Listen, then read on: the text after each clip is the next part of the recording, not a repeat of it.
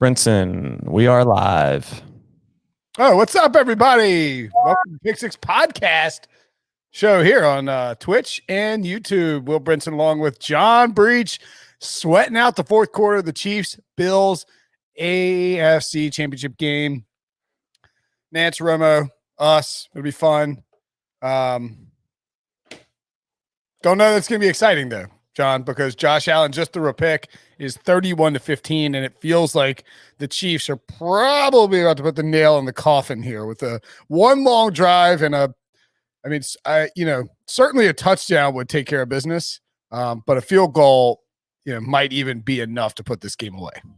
Brinson, we signed on just in time. It seems we have, starting the wild card round with the Browns Steelers, with the Steelers punting on that fourth down. That was the first play we saw when we signed on. This time it is Josh Allen throwing an interception. We should just sign on at random times during the Super Bowl to test our power of something weird happening every time we sign on.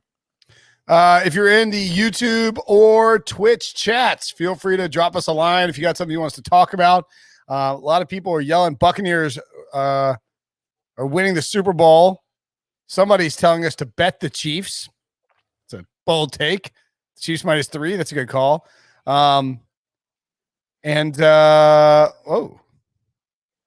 was wondering where we were. We had some technical difficulties getting fired up. Look, this has been, it's weird. This game breach, I feel like, and what's up, everybody who's saying hello to us in the chat. We can see those, not put them on the screen. Obviously, if you have good questions, we will throw them up there. Oh, that's a good one. Debo, toss up the that Aaron Rodgers question.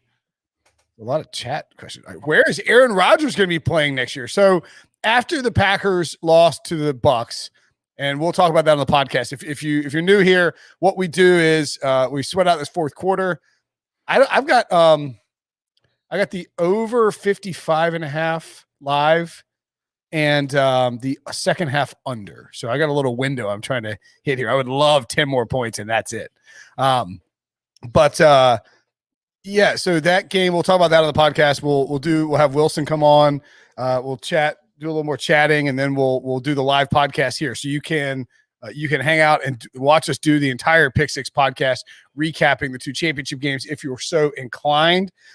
We did the Buccaneers advancing, and rough game for the Packers, and there was a lot of questions for Aaron Rodgers afterwards. Good Lord. Travis Kelsey, great bold prediction by me. I hope that am I going to get Old Takes exposed for that? Or Old Takes exposed has been pretty busy. He's got a lot more on his plate than worrying about you predicting a bold prediction that Travis Kelsey would have under 50. I have an ice cube that is stuck in the bottom. It is locked itself to the bottom of my glass. I will say, if I made a bold prediction like that, and the guy I predict to have under 50 yards already has over 100, I would probably finish my glass. So anyway, Aaron Rodgers, where the live line, by the way, 15.5. Debo does a great job keeping those updated, and you got a -135. Man, I would bet that right now. I take the Chiefs, I think. Wouldn't you? At 15.5? I'm seeing 17.5.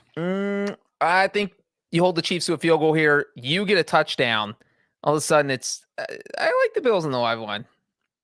Would you take the Bills plus 17.5? Definitely. I was going to take them at 15.5. So yeah, I'll take them at 17.5. 17.5 -138. My live line is 16.5, but -120. Should we take it? All right. We'll go opposite ways here. No. We both take the Bills plus 16.5 or plus 17.5. Go do it. Are you gonna do it too? No. Well, let's both do it. Just put $5 on or something. All right. Let me see. I gotta log in here. There's a lot going on. So while I'm logging in, though, we can talk about Aaron Rodgers. You don't want to sweat this Bills thing? Have you watched Josh Allen play in the second half? He's got 15.5 on Debo says 15.5 on William Hill. Yeah, we're just seeing different stuff around the market, Debo.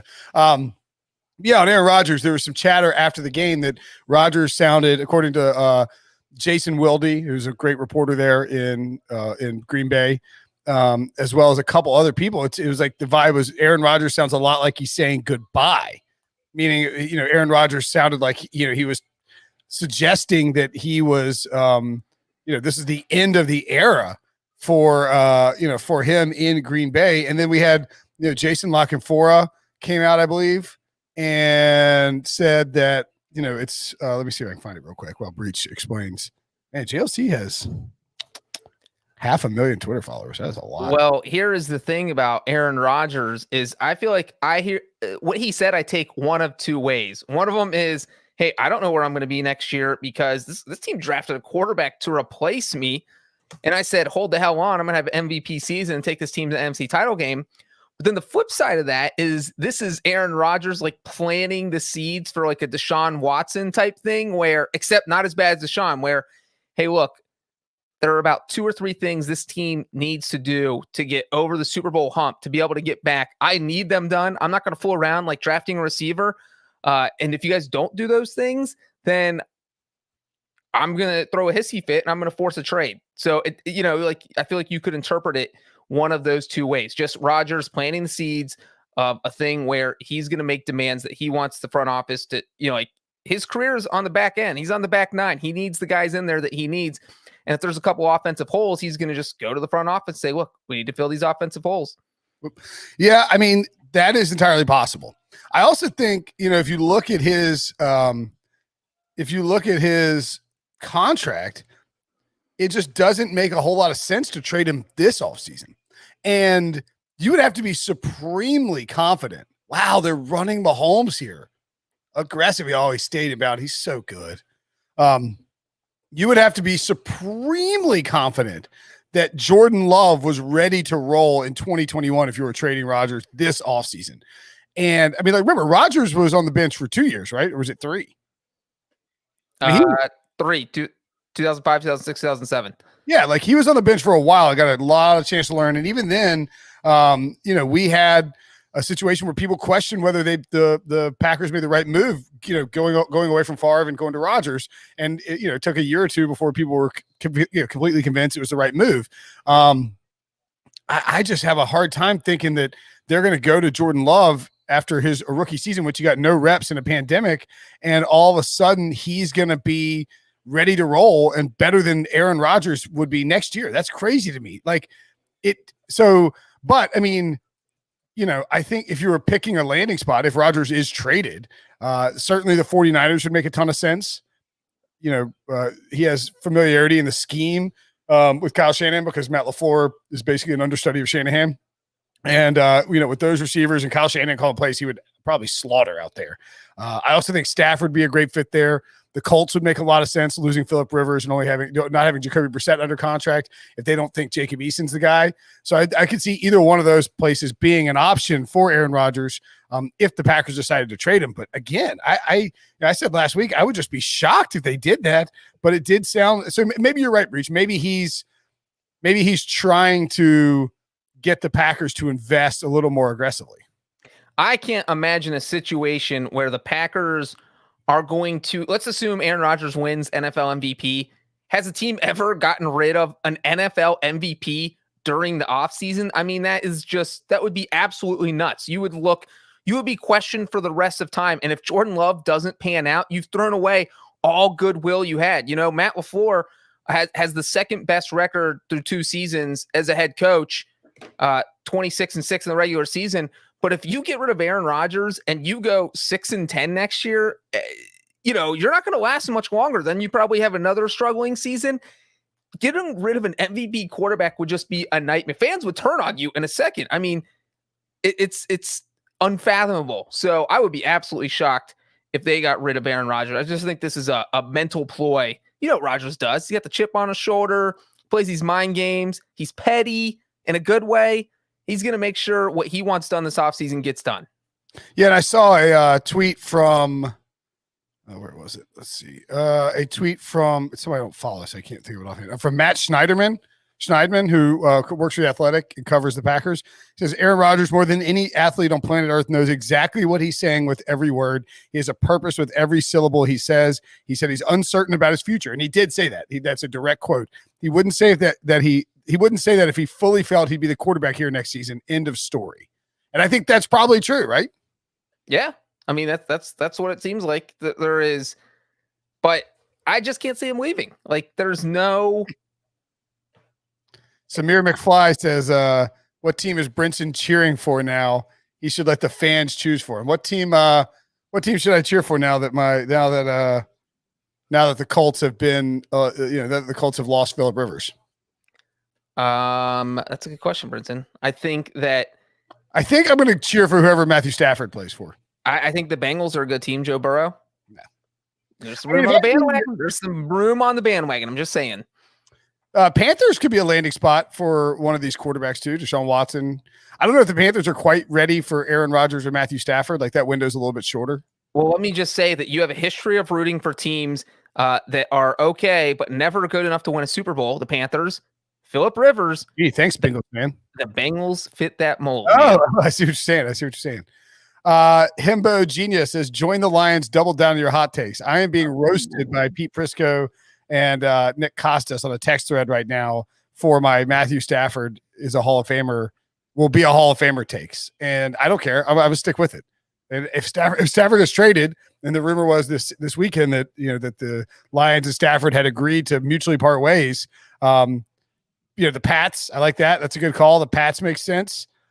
I think the 49ers and the Colts. I think those are three teams that should be very interested in Aaron Rodgers or Matthew Stafford if indeed both guys are on the trade block. And by the way, it does make a ton of sense.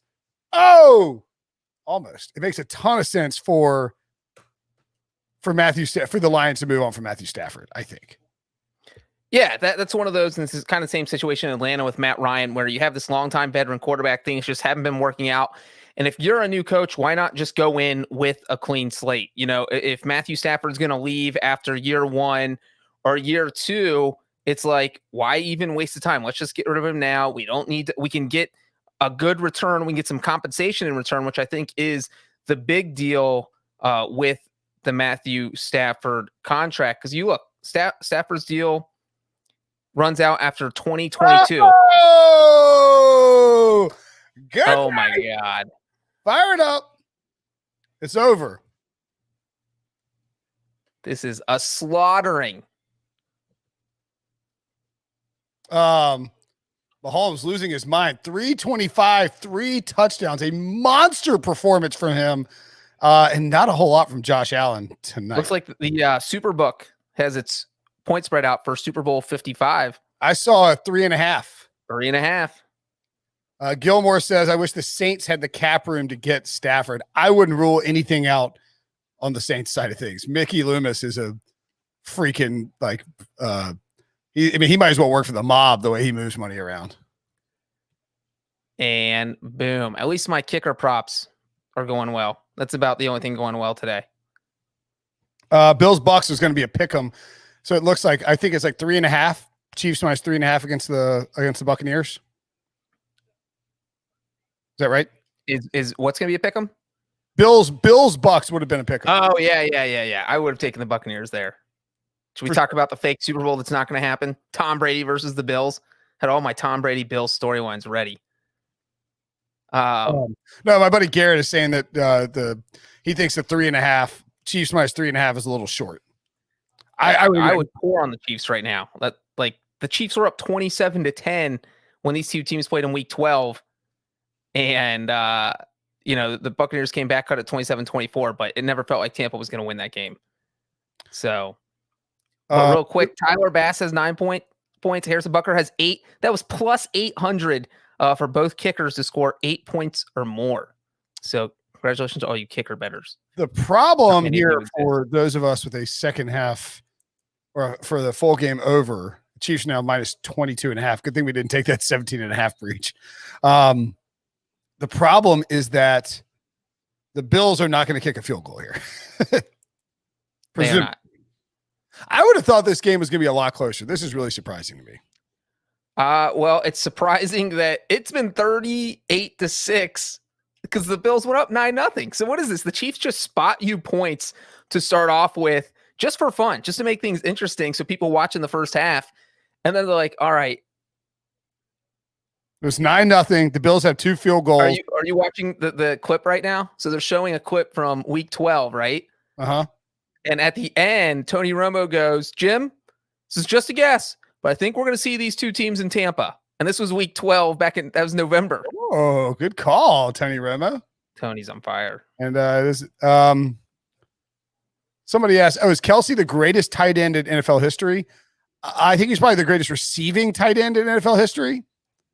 Robert Thomas asked that on YouTube, but I don't know that he is the greatest tight end. I think Gronk would still take greatest tight end just because of Gronk's all-around ability. But I mean, Kelsey could certainly walk Gronk down. I think that's possible, but I don't know. By the way, Tyreek Hill 172 receiving yards, Kelsey 118. Monster games. Yeah.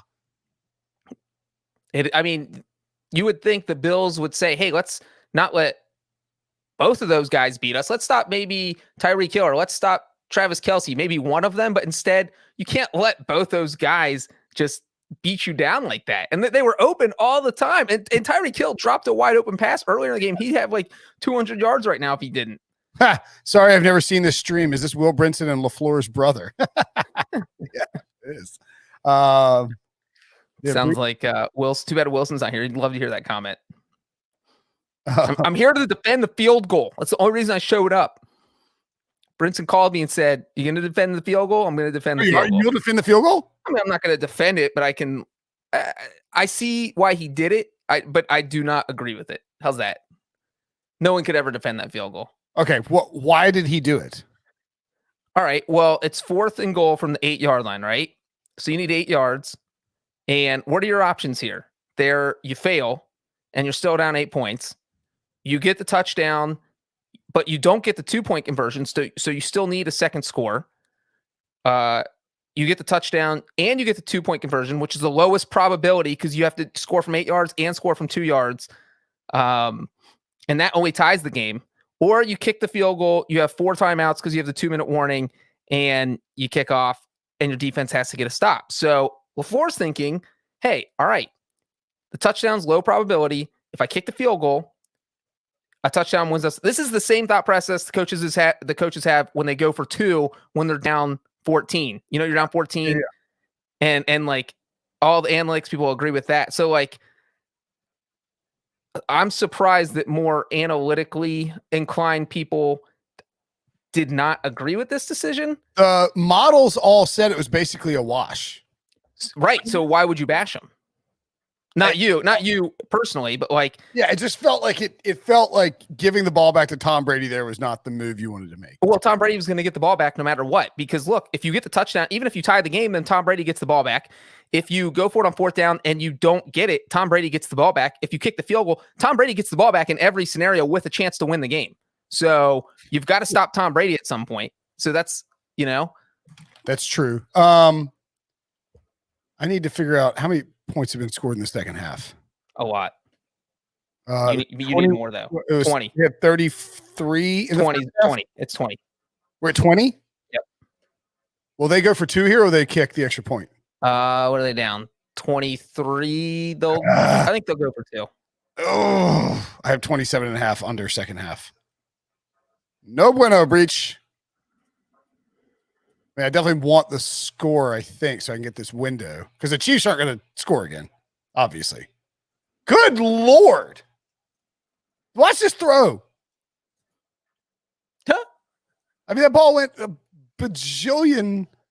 Somebody said Jordan Love would have won the Packers the game with his legs. I think it was being sarcastic, but come on. Well, that's the crazy thing is like, why didn't Aaron Rodgers run on that 3rd down play? And I don't think he would have gotten the end zone. He is a 37-year-old man. I think that's what people forget.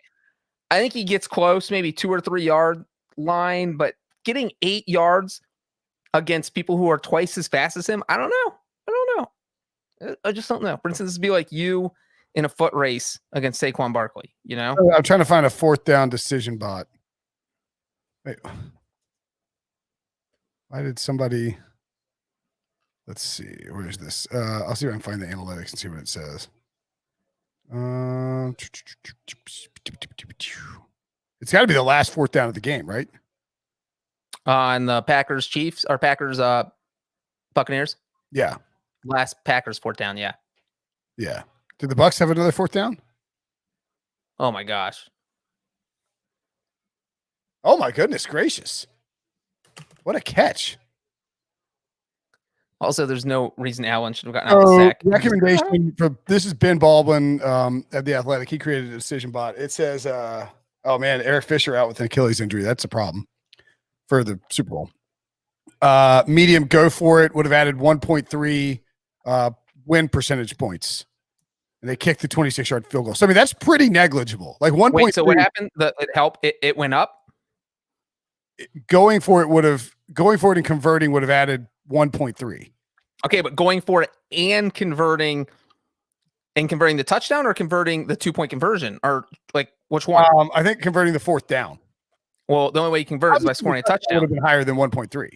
I haven't really seen anybody's numbers, and I've been looking around. I read somewhere that the field goal improved it by 2.5%, which again is kind of negligible. But here's the math on that. And I think you reference this at least, is that one, like you said, you have to get a touchdown. You have to convert a fourth down. You have to then get a touchdown, or is it fourth and goal? It was fourth and goal. So fourth and goal. Touchdown. You have to get an 8-yard touchdown play, and then convert a 2-point conversion. I mean, the odds of those two things happening versus, the odds of getting a field goal and then getting the ball back, I mean, are probably relatively similar. It just felt like they were kind of not giving up, but it felt like you have Aaron Rodgers. And look, and the other argument would be like, hey, look, Aaron Rodgers had his chances, Oh, there's the full game. Never in doubt. Over. They going to go for 2? Here it comes. What do you do? Onside kick it? Because you got to stop the Chiefs at some point. Jamie Eisenberg just texted. Antonio Brown, Le'Veon Bell, and Leonard Fournette are all in the Super Bowl. Amazing. Kornsberg says 1.3 is a decent amount. Yeah, for sure. I mean, it's not negligible, but I mean, or maybe I said it was negligible. I need the under 27.5 too. We need, they're going for 2. This is it, boys. Come on. The Chiefs don't care about this at all. No, they don't. So it's like, just don't commit a penalty and nobody get injured. That's all you want to do if you're the Chiefs here. Come on. Josh Allen should just run it in. He's got Beasley, doesn't he? Yes! No! Stop him! Oh, Lord. That would have been brutal. Can you imagine if he went 100 yards for the damn 2? Oh, that is hilarious. Put this table over. Oh, my goodness. Brinson, I kind of want to see you flip a table over, so I'm a little sad he did not do that. Whew. All right. Can Mahomes and company burn? If they have to onside kick it, right? I mean, you have all 3 times. I mean, the game's over. You're down 3 scores. So you know what? If you kick the extra point there, you're only down 2 scores. But you need 2 touchdowns and a field goal. Wait, why did you do that? No, you should do that though. You want to know right away because you were gonna have to go for 2 twice. Yeah, minimum. And so you want to get it out, and now you do know what you need. They need 3 scores. This is over. It doesn't even matter. Okay. All right. Yeah. But I mean, if he's going for 2 there, he's probably going to kick the extra kick. I don't know. I don't think you kick the on. I don't know. I'll tell you this. I don't want them to kick onside, so that's probably what they should do. You know what I mean? Like, I want them to kick deep. Goodness gracious. Postseason records, Travis Kelsey catches 13. Good thing. Oh, yeah, they're going on sides. And Tyreek Hill receiving yards. So, oh, God. Oh, no! Shoot! Oh! That's insane. They got it. There's only like 5 onside kick recoveries all season. Unbelievable. That is crazy. Okay, so now this is one, and we talk about field goals all the time, but this is one where if you get in a range of maybe a 40, 45-yard field goal, you could kick it because you need a field goal. You need 3 scores, and you want to do it with as much time on the clock as possible. So this sucks. Oh, my God. That was insane. You could get 2 plays and get the field goal. but I don't think you have to be a little careful with it though. Like if you think you've got a decent chance to score a touchdown quick, that is brutal. Are they suggesting he might be down? I mean, I can't imagine. That's a great tackle. First successful onside kick in the postseason since the 2014 NFC Championship game. Remember that game? Yeah, that was the craziest game. And Aaron Rodgers also played. He played in that game. Yeah, that was nuts. That was actually might have been the craziest title game. I think the Seahawks were trailing 19-7, maybe with like 2.5 minutes left. Yeah, I mean, if the Bills do anything here, that would be equally crazy. Yeah. I mean, you take a deep shot. You got to score fast. Like if you're the Bills, you need to score in 46 seconds. You got to be thinking in your head, let's score by the 3:30 mark and not use any timeouts. Okay. Yeah. Because then you're down 2. I think 3 minutes. I think you got a minute and 6 seconds. But if you do 3 minutes, you have to assume you're not going to get the onside kick. I mean, it's the first onside kick recovered in a playoff game in 6 years. You got to go deep. Just go deep. Oh my goodness gracious. Diggs. He's going to get us over, isn't he? This sucks. Oh my God. Sucks. They're going to hit 3:30. They're going to get the touchdown as fast as they need it. I mean, do we think this is a game?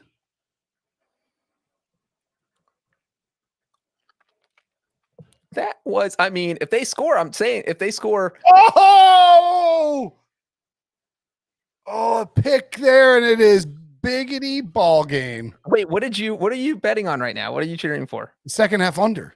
I can allow no points. So wait, no more points can be scored? No, if the 2-point conversion had been hit, it would have busted it. Oh, you're in trouble then, because they're going to kick a field goal. Thank you, Breach. Why do you think I keep saying this sucks? You're going to need, and you're going to, my lock, I missed my Bills bet, but I did promise everyone that Tyler Bass would get over 6.5 points. He is way past it. So he can miss. It's okay if he misses, Brinson. So they would kick on 4th down here, I think, right? Oh, they'll kick the field goal on 4th down. What's that? They'll kick the field on 4th down. Oh my gosh. God, that sucks so bad. Diggity diggs. So anyway, we'll get back to the Rodgers thing. The Rodgers stuff and the field goal kick as we sort of meander along through this podcast journey. Last time we streamed for 3 hours. It was pretty insane. I'm going to need a pillow behind me. Live, we should have taken the Bills plus 17.5. That's what I said to take, but then I didn't want to bet it. You want the Chiefs, I want the Bills. You'd be on 16.5. You'd be in hell right now. They'd kick the field goal. Maybe. Oh, how does he keep him off for that long? Oh, turnover time. Come on. Good Lord. How did he stay up there? Oh, back him up. They're out of range. Back him up.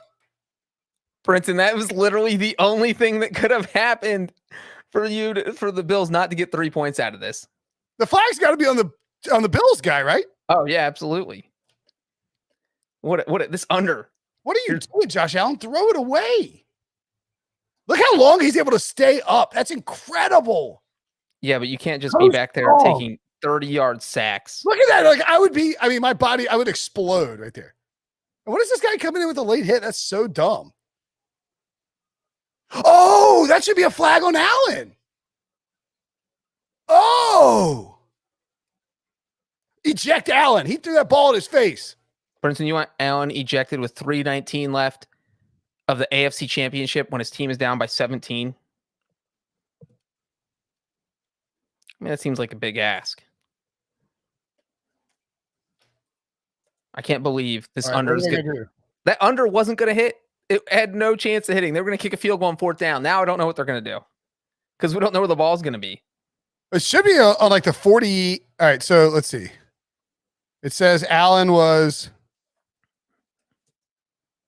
Oh, they haven't put it up in the thing yet. They haven't even figured out how to enter it. There should be a foul on Allen too, but I guess you could only assess him 1, right? You couldn't give 2 unsportsmanlike penalties, right? I think you can. Yeah, I think you can. Is that crazy? So you'd be 30 yards back. And it'd be because he was probably sacked for what, 15, 20 yards? I mean, Twisted T? What? that play started at the 15-yard line. Mahomes out there on a mask telling everybody to get back. I mean, this ref is just writing numbers down. He's going insane. His pencil's going to break. Why do people keep writing Twisted T in the chat room? What am I missing? Brinson, if you don't know, you shouldn't ask. It's the first rule of the internet.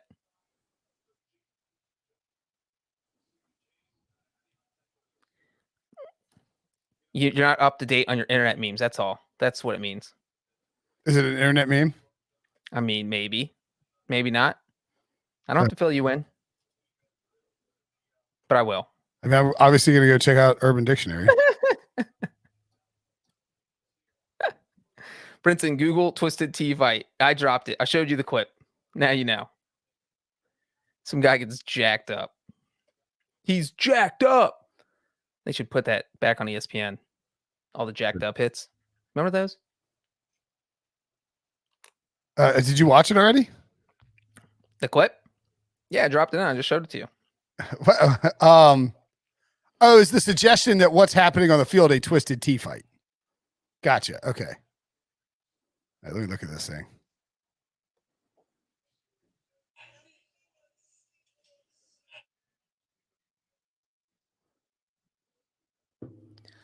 I can't believe they're still talking about this. This is Yo! Did you just watch the Twisted T fight? Oh my God! He got walloped! Holy crap! Oh my good Lord! I mean, that was like me and you at last year's Super Bowl, except we're on the same team. That is incredible. That's like a Brinson Breach fake and drunk fight.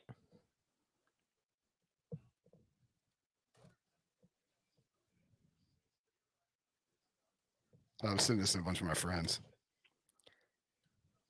That is why. That's guys, commenters. That's why you don't ask about these random things or bring them up, because then Brinson figures out what they are. Then he sends them to their friends like he was the first one to see it, and he can't believe he's shocked that they haven't seen it, and he acts like he's seen it for 6 months.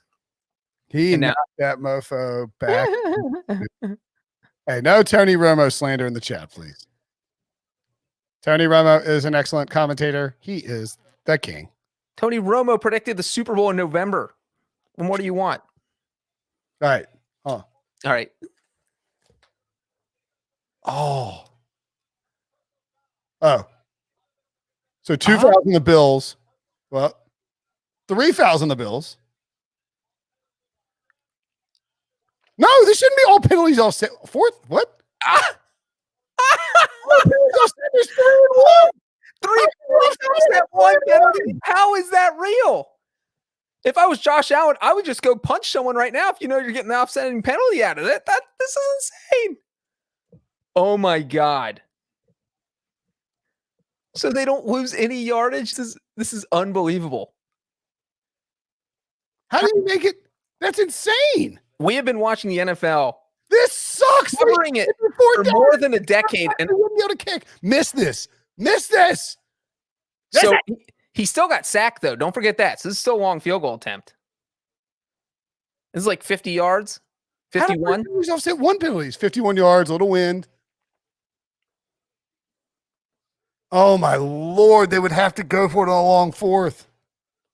I mean, it's a no-brainer. You have to kick this. Yeah. This isn't like the Matt LaFleur situation earlier. Sorry, Brinson. Oh, F you, Vinovich. What are you thinking? How does that offset?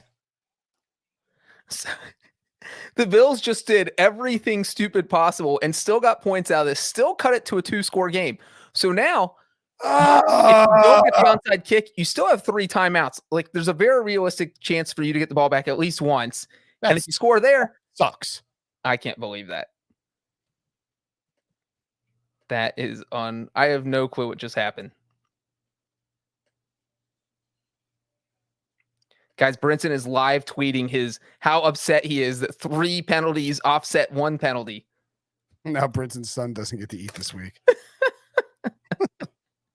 Don't worry, guys. I send Robbie a pack of English muffins each week just in case Brinson loses all his bets. All he eats are pizza and hot dogs. It's a pack of 6, so there's one for each day. And then I send some bagel bites for Sundays. And that's garbage, dude.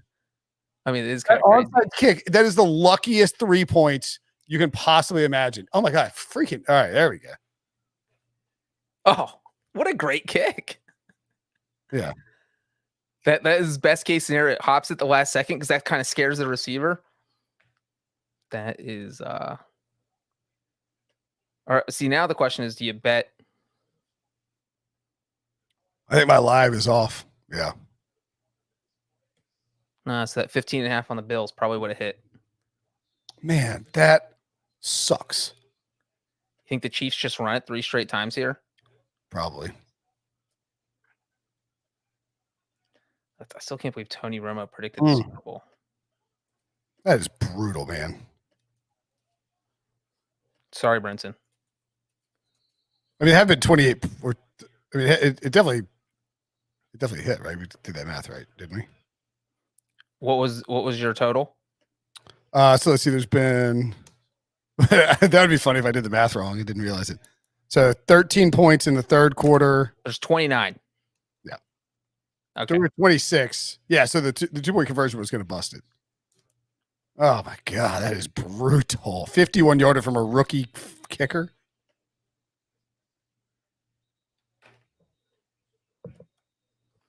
That is two long kicks. Tyler Bass has come through, and the 51-yarder was the longest playoff field goal ever at Arrowhead Stadium, and he did it twice. Are you serious? Yeah, that's impressive. Yeah.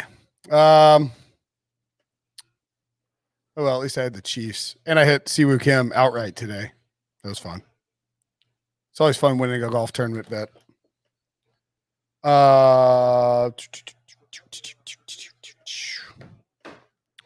So now this game's over, right? I mean, unless you're betting on a live line of 14.5 points. I think mine went away. Mine's gone. I guess FanDuel keeps it open. I don't know. Let's see what I got. Nope, my live line's gone too. It's just haywire. That I don't trust anyone out. That if 3 penalties offset 1, what kind of chaos are we living in? Anything's possible. Yeah. You never know what's going to happen anymore. That is I really can't believe the Bills were up 9-0 in this game ever. So if Mecole Hardman doesn't muff that punt, this might turn into the biggest AFC title blowout in history. Maybe not the biggest. I think the Bills. Oh yeah, I mean, I kind of forgot about that. 151-3 1 year. Like that. I mean, that felt like, the Bills might. Well, I never felt like the Bills were going to pull away. I didn't ever think that, but I did. It did feel like the Bills. No, I take that back. It felt like the Chiefs were going to, like rip off a bunch of points, come back. I mean, but yeah, like 1 touchdown was in garbage time. 1 touchdown was off the muff punt. I mean, this could easily be like 38-10. Bad performance by the Bills offense. Although I think their stats will end up looking okay just because of the garbage time. Like Diggs, Diggs kind of no-showed this game. Allen, the offensive line. Thanks, Dax. Appreciate it. Sorry you lost your bet, but that was excellent TV watching you sweat it out. Always fun to see me suffer. Who doesn't love that? We all won now because that's right. Take a picture of that one. Thank God. We all won now because Frisco's Packers prediction didn't come true. Ain't that the truth? So yeah, Chiefs and Buccaneers. It's looking like Bucs -3.5. What do you think, Breach?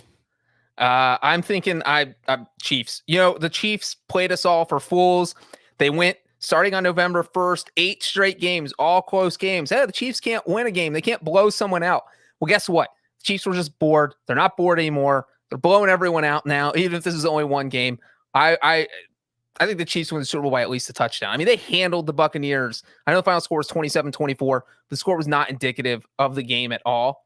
And I don't know what you can do as a defensive coordinator to slow down what they do. And plus, all the running backs should be healthy. They've got Clyde Edwards-Helaire sat out for a few weeks, so he wasn't in game shape here. Le'Veon Bell's going to be healthy. The offensive line obviously is a little bit of worry. Eric Fisher went out, but I think the Chiefs would be my early.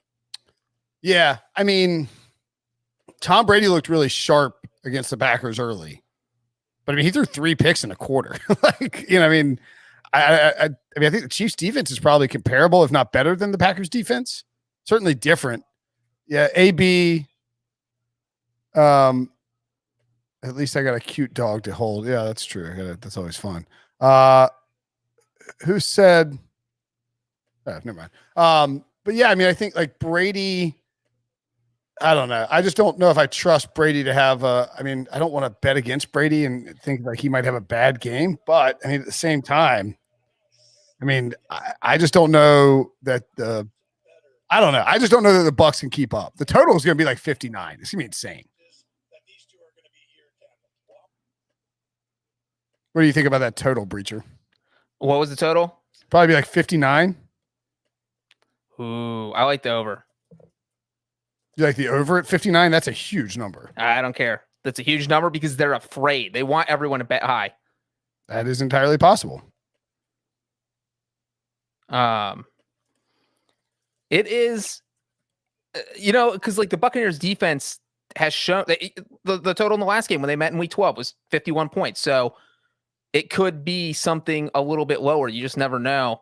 But you just look at what the Chiefs do in the playoffs, and I just expect them to have a big game. I think they're going to score in the 30s. So it just kind of comes down to what do you think the Buccaneers are going to do against the Chiefs? I think the Buccaneers will score 25 points or thereabouts. What do you think? So then we need 34-25.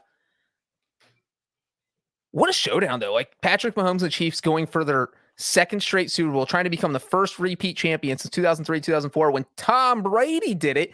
Tom Brady now trying to become the second quarterback ever to win a Super Bowl with multiple teams. Do you know who the other quarterback was? To win a Super Bowl with multiple teams? With multiple teams. Derek Carr. That is correct. No, it's not. He won in his Pop Warner League. He won the junior Super Bowl. Who was it? Peyton Manning. Oh, jeez, Louise. Commenters are gonna laugh. Brinson is completely out of all he can I think. really am. I need like a hard reset here. Like the, God, how did I not get that? I covered. I didn't cover the first one. I guess I covered the second one. 42. All right, yeah. Leave your predictions for the score in the chat. I don't, man. I mean, I just have a hard time thinking that the Chiefs won't just bludgeon the Buccaneers. But I mean, it was a 3-point game earlier in the year, although the Chiefs have obviously played everybody close. I just tend to see a situation where the Chiefs roll. I just think they're just the better team, and like they've been the best team all year long. Yeah, I mean, they're 14-2 in the regular season, and one of the losses would be because they didn't play their starters. Does that even count as a loss? How do we rule that one? Which one? One of the Chargers lost, so they didn't even play their starters. So that's one loss. And the other one was the one where the Raiders was just the crazy game. And like division losses, those divisional teams that can play you twice a year, they know you a little bit better. I like someone go with a 28-3 Chiefs prediction. Does that mean he's predicting another comeback by Tom Brady, or is the final score going to be 28-3? Man, Brady threw 3 interceptions, and they were all ugly ones. Yeah, that one up in the. The difference between the Packers and the Chiefs is if you throw 3 interceptions against the Chiefs, they're going to turn those into 3 touchdowns, and all of a sudden you're going to be down 54-10, and you're not coming back from 54-10. That is correct. You're not coming back from 54-10. 43-42 would be fun. That's for sure. I think I saw some guys hit a Chiefs -3 and Buccaneers money line parlay. That pays out pretty nicely. All right, there's knees. So there it's official. Oh, Mahomes is doing the thing. I thought he was like running way back and taking knees. Mahomes and Brady, back-to-back years, red on red. Breach. So I got my red on, man. I know. I got the colors ready. I'm ready to go. We got Mahomes and Brady. Mahomes and Brady. I mean, that's what we want, right? That's the showdown we all wanted. Was it? I mean, everybody in the executive office at CBS is cheering right now, right? This is the game. We want Tom Brady, Rodgers, Patrick Mahomes. Keep hyping on the Chiefs so y'all can lose your money per usual this postseason. I mean, look, the Buccaneers could cover. It's Tom Brady, and the Bucs have been good. It wouldn't be crazy if they covered and won the game. It's a Super Bowl. Tom Brady can win the Super Bowl. I think we all know that. Getting Brady as a 3.5-point dog is absolutely intriguing. I mean, that's what you got him at if you bet him against the Packers. Yeah. I mean, could the Packers have won that game? Should the Packers have won that game? Should they have? I mean, Tampa's defense played lights out when they had to. I mean, they gave up a couple ugly drives for the most part. They were so good. It's hard to say that they should have won the game. Cesar Gomez Cantus asked, Brinson, would the Bucs win really be considered an upset? I mean, yes, technically, in the sense that if they are underdogs and they win the game, it's an upset. But you can absolutely, make the case that Tom Brady winning a Super Bowl is not a crazy upset situation. If Tom Brady wins a Super Bowl, 5 seed wild card. Yeah, I mean they take care of business to play in the playoffs, man. Give them credit. Tom Brady hadn't even played that well, and they haven't had to. They hammered the freaking Saints. It felt like. Or maybe I guess they came back. I don't know. I don't think they hammered the Saints. The reason I picked against the Buccaneers this week is because I thought they struggled against the Saints. That game was 20-13. New Orleans was winning. The Saints were driving to extend the lead, and then that was when the Jared Cook fumble happened, and that play kind of flipped the game. Then it was 20-20. Then the Buccaneers, I think, Breeze threw an interception, and then the Buccaneers kicked a field goal. It was 23-20. This and the Saints were driving to possibly take the lead. This is where I was sweating out my bet, so I remember all the details. And then Breeze threw an interception. The Buccaneers scored again. It was 30-20. It was game over. Yeah. And then, it felt like they could have I don't know. It felt like the Packers could have won that game, or at any point in time.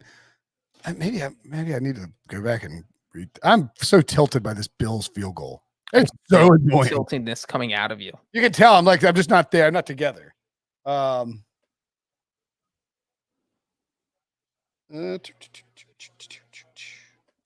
we need to find some late night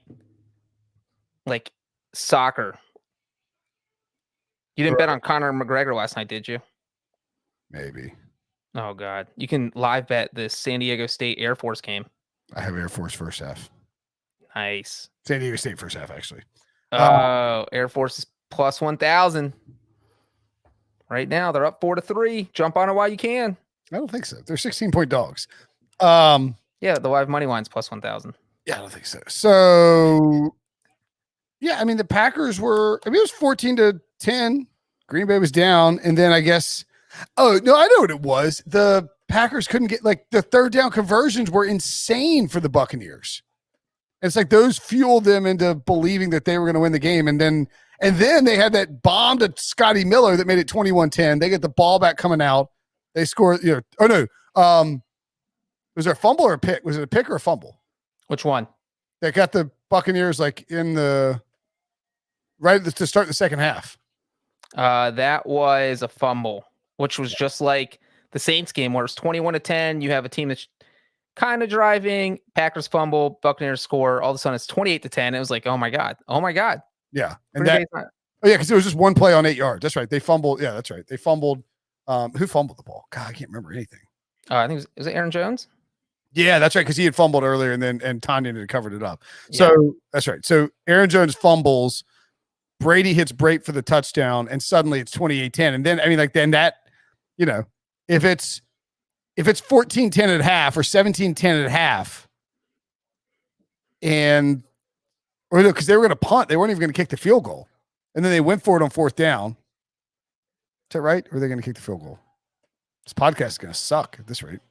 Because you can't remember anything? Yeah, because I can't remember anything. I'm just so tilted by the Chiefs. This is full tilt poker at its best, Brinson. Wait, so ask your question again. I'll walk you through it. I'm gonna hold your hand here. I'm gonna only pay attention to you. I had to turn in something real quick to update the playoff schedule. I wonder what you were doing. You're so checked out. It's updated now. I'm ready to go. Okay. So what was your question?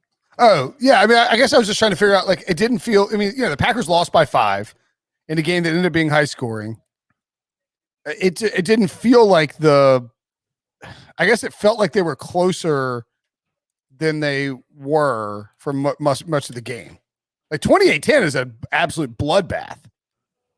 But at 28-10, it was just like really like it was the fumble and then the huge play up top to Scotty Miller. Like getting 39, going for it on 4th down, and then they take a shot with 8 seconds on the clock, and Kevin King blows the coverage, and it's that flips everything. Well, I mean, everything Kevin King did in this game flipped everything. Could we blame the entire loss on him? Could the Packers do that? Absolutely.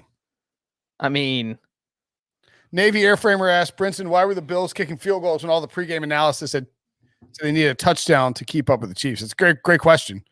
I thought there were a couple spots where, particularly that next to last field goal that Sean McDermott kicked on 4th and 3, I think it was. It was like, dude, what are you doing?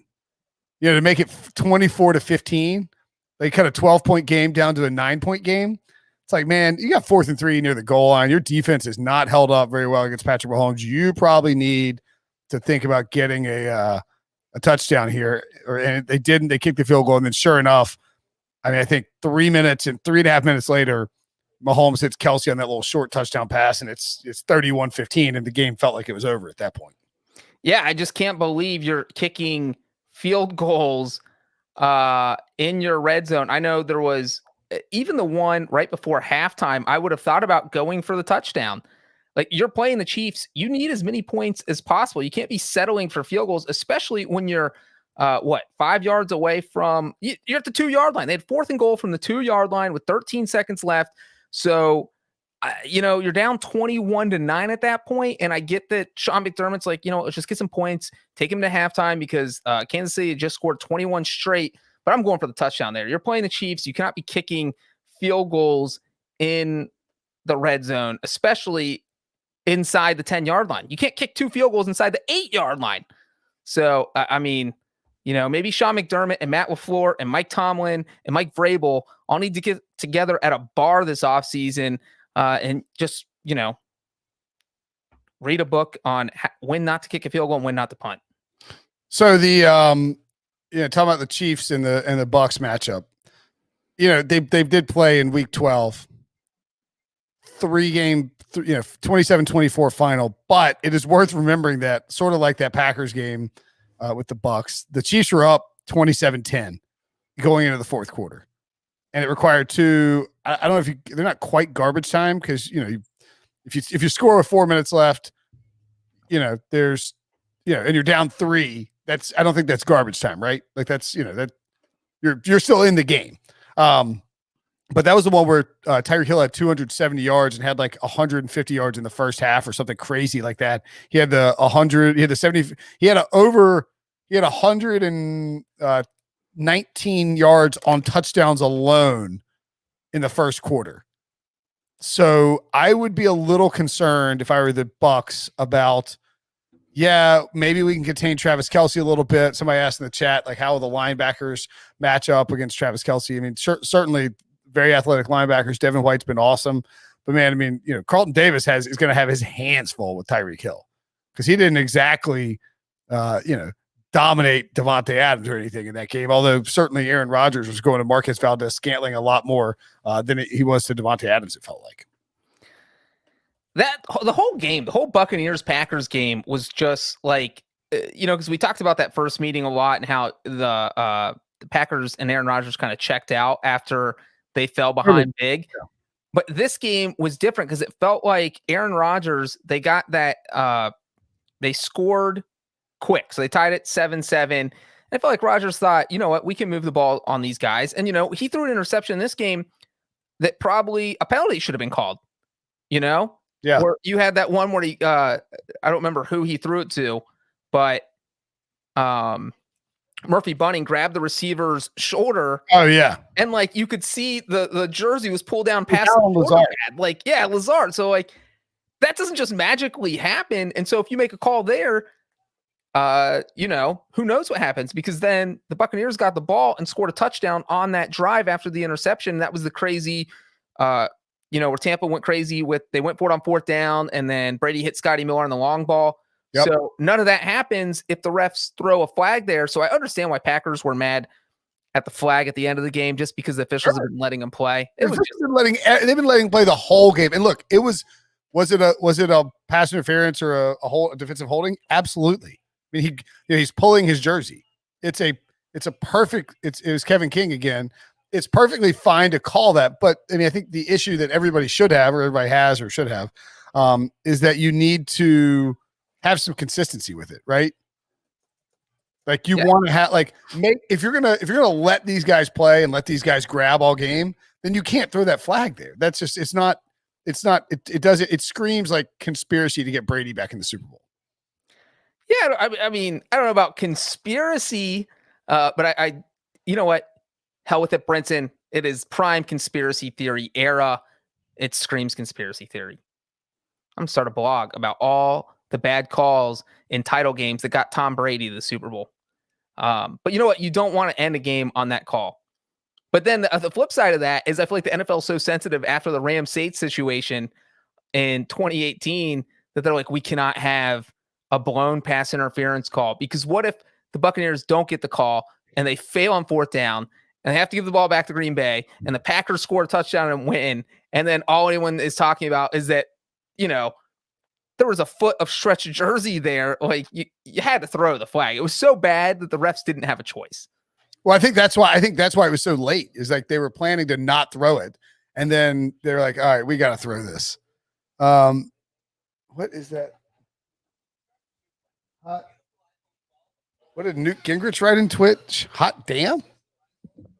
Who posted that? Why is Newt Gingrich in our chat? Oh boy. It's exciting. I wouldn't have pegged Newt Gingrich as a Pick Six podcast fan. I would. Why wouldn't he be? Isn't he from Georgia? We're big in Georgia. I guess that's true. By the way, I was on the field after the Panthers won the NFC Championship in 2015. I still have some confetti from there. It's pretty cool. Are you supposed to steal that? I don't think anybody cares. I mean, what if someone from NFL security is listening right now and they're like, we got to get Brinson. He's stealing the confetti. I don't think that they would be like, oh, Brinson's got confetti. Like, wouldn't you want some confetti from the Bengals winning the AFC Championship? No, I wouldn't steal it from the field.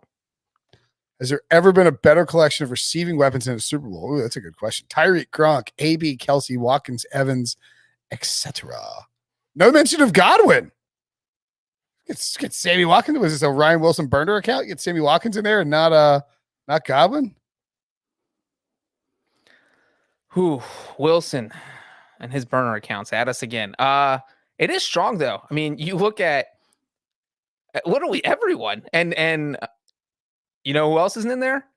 Because he didn't. I mean, he's in there, but he didn't play today. Is Antonio Brown? Like, he's 100% gonna be ready. He's not gonna miss the Super Bowl. He'll be ready for the Super Bowl. Like, so it is crazy. Like, this is where you just go down the prop list and you're like, ooh, that guy could be over. That guy could be over. That guy. Brady and Mahomes. Brady threw for 500 yards the last time he was in the Super Bowl, or I guess against the Eagles 2 Super Bowls ago. So who knows? Yeah, not the last time, because the last time he was in the Super Bowl was that terrible Rams game. Do you guys want to? So, and in that Rams game, Breach almost got thrown out of the press box. Almost got me thrown out of the press box too. We had somebody tell the story. What's that? I said, are you allowed to tell the story? This is behind the scenes. I think so. Have we told this story before? No, I don't think so. We never told this story? We leave out key details. Do you guys want to hear the story? Is that great day for Brinson? Locks came through and they went on the rundown. I don't know how I did.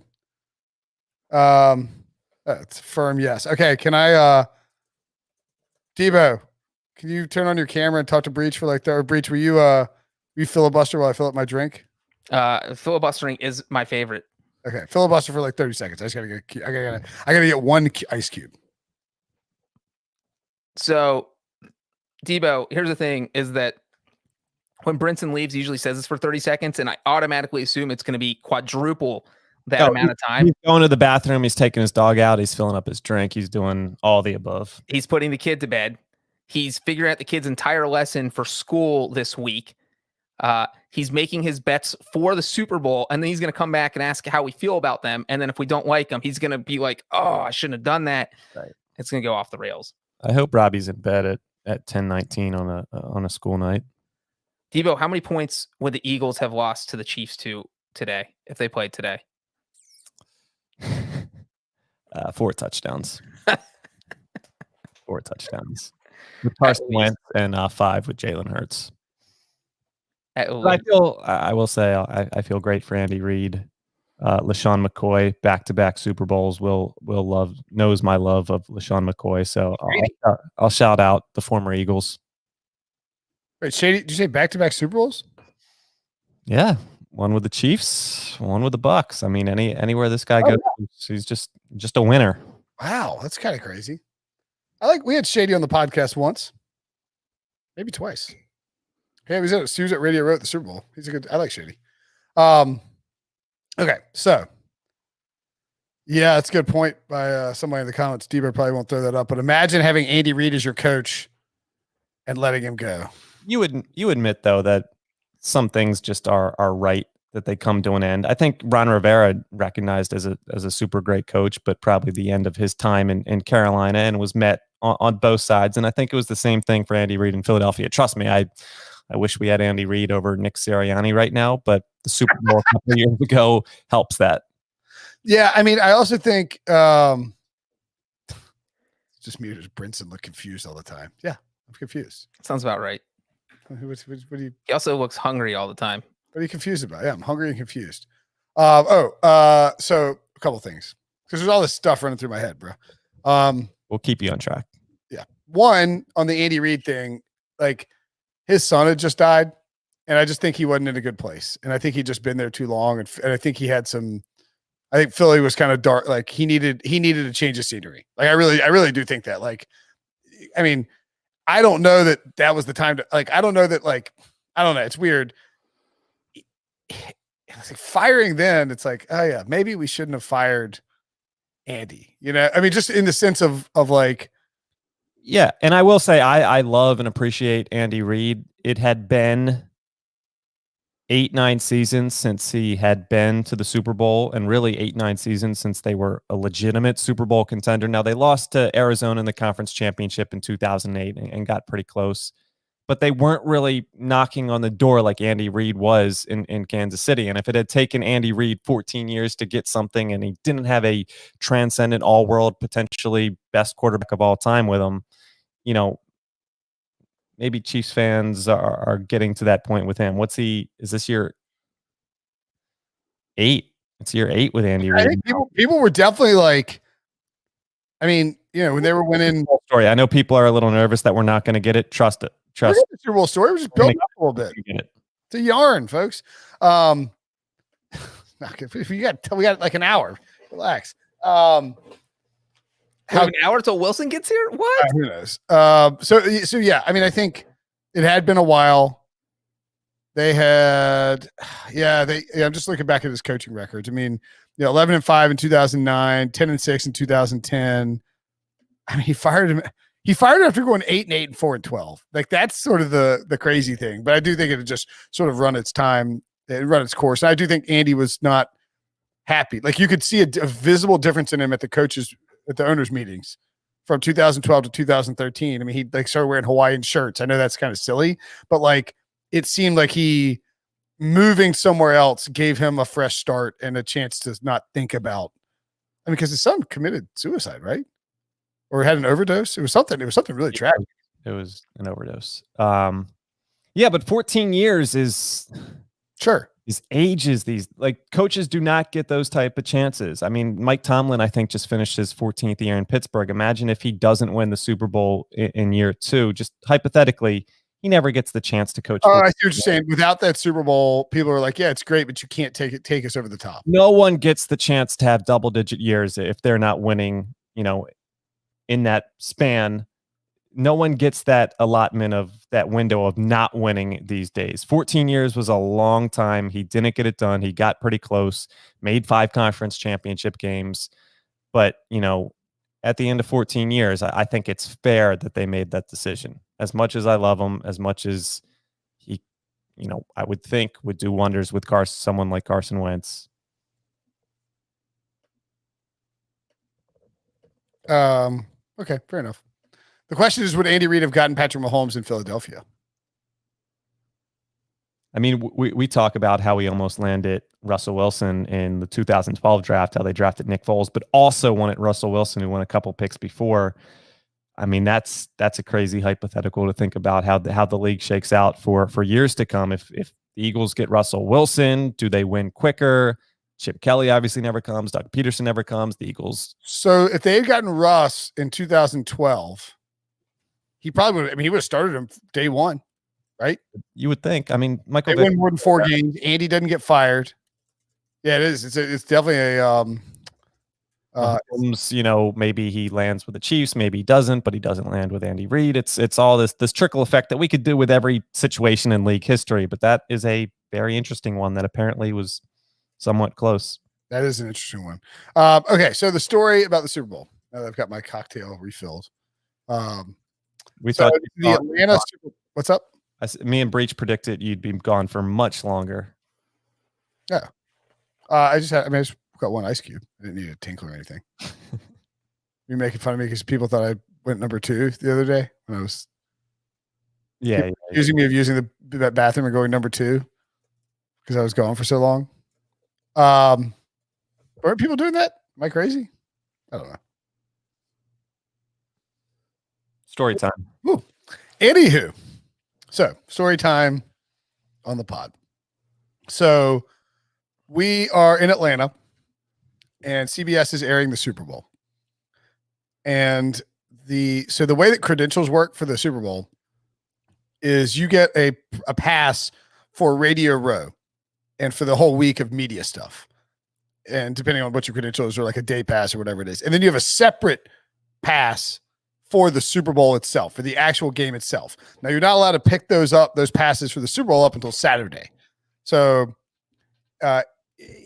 Saturday. So, EK, did we pick him up on Sunday for some reason? Brinson, this was what? Was this 3 years ago? Was this Atlanta?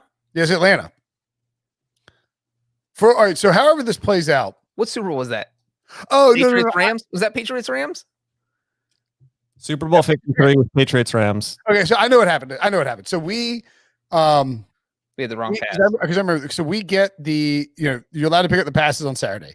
Whoever gets our packet gets the big packet on Saturday. We're going to pick up the credentials, individual credentials on Sunday from the person who picked them up and has distributed them. And so the way that this works is, and so like you get your pass and like you could tell with this. I've been to 10 Super Bowls.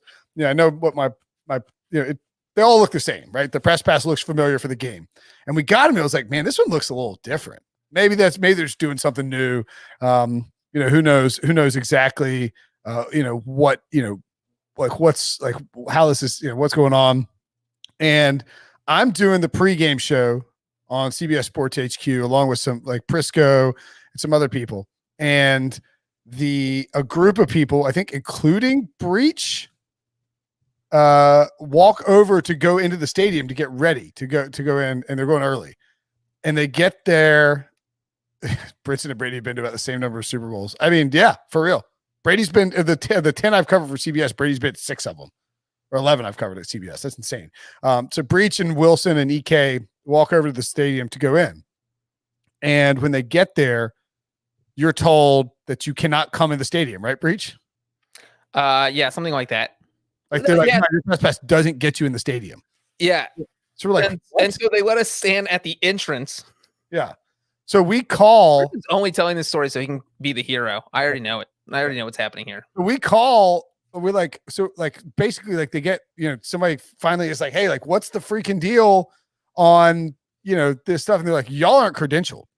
So whoever had done our credentials, and we'll leave names out of this to protect the guilty. Diva, what, Diva? Are you shaking your head at me or the situation? I think Breach and I are equally anxious about how you're gonna present this. Yeah, present this on different people. But go ahead, continue. I'm not going to name any names.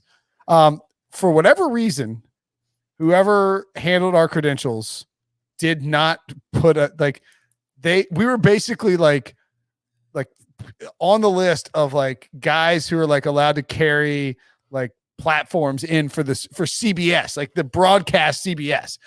So we were definitely Pete didn't have a credential. For the sake of it, so you don't accidentally say anyone's name, let's just say it was Prisco's fault. Okay, it was Prisco's fault. Yeah. So we are not credentialed at all for the Super Bowl, and CBS is broadcasting it. We have 12 people that need to get into the stadium. Sounds like a bleep. Wagner McGuff Bleep wasn't there, was he?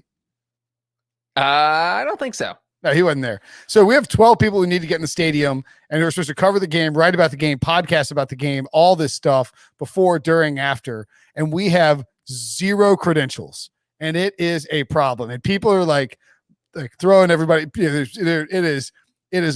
Rats are jumping off the ship. People are throwing each other under the bus, blaming blaming different reasons why we wouldn't have any credentials.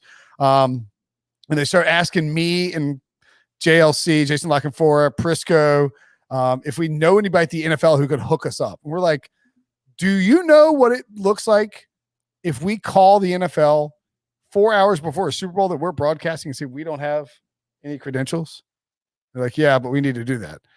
So I make a phone call, text, and actually managed through the kind graces of NFL PR. They're like, we think we can make this happen.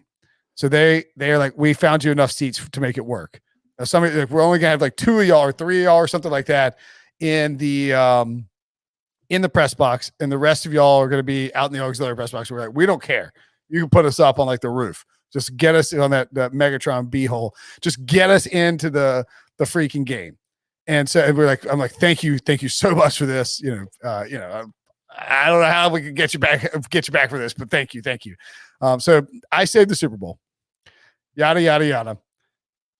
So we go in there, and Breach, as the game is starting, Breach is hell-bent on going out into the pavilion because our seats we're up on like the back tier. Terrible, like horrible. Now wait, let me defend myself real quick. So during the Super Bowl every year, look, we get to go to the Super Bowl. We're there 4 hours, 5 hours, 6 hours in advance.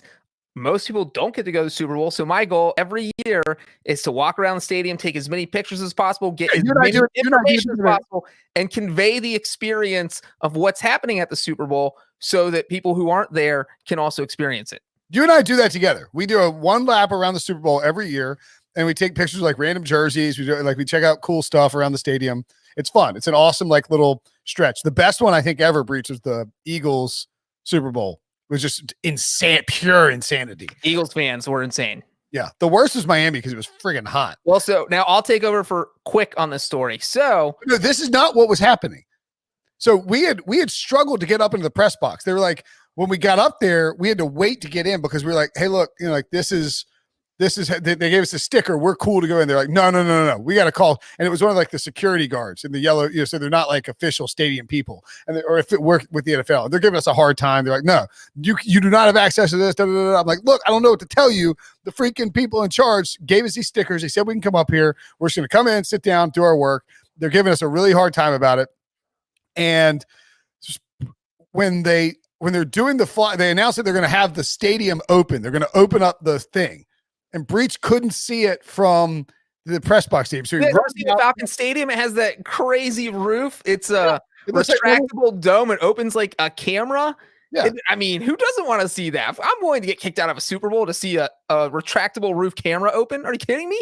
So Breach goes down there to see it, comes back up. They give him crap again. He's like, well, I was just here. My bag is right there. And he's like, and I can see him from the door, from where I'm sitting. I'm like, oh God. And so he's like, Brinson, come here, help. I'm like, I don't know who you are. Leave me alone. Sir, I've never seen you before. No, wait. So there, I'm like, yeah, my stuff's right there. Just let me back in. They're looking at my pass. They're like, you shouldn't even be in the stadium. Yeah. And I'm like, I got this sticker right here from the NFL, this hologram sticker. They gave it to me. And they're like, we've never seen that before. And that is when I was like, okay, well, this isn't good because the game starts in like 15 minutes. And and they did the like, the Seabass and Dumb and Dumber where they're like over there and Seabass is like over here. That's what the security person did. Like, we need more people over here. And so like, they brought a cop over. I'm like, guys, I am like the smallest, most harmless person, non-threatening, the most non-threatening looking person in the history of the world. We don't need all these people here.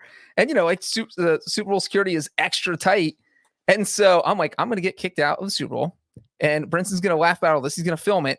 He's going to put it on Twitter, probably Periscope it to put up his phone on Periscope because that was the thing back then. But he didn't do either of those things. He actually helped me. I came down and I was like, we're talking to these guards. We're like, look, man, like, I don't know what to tell you. Like, we're in here. We didn't sneak in here.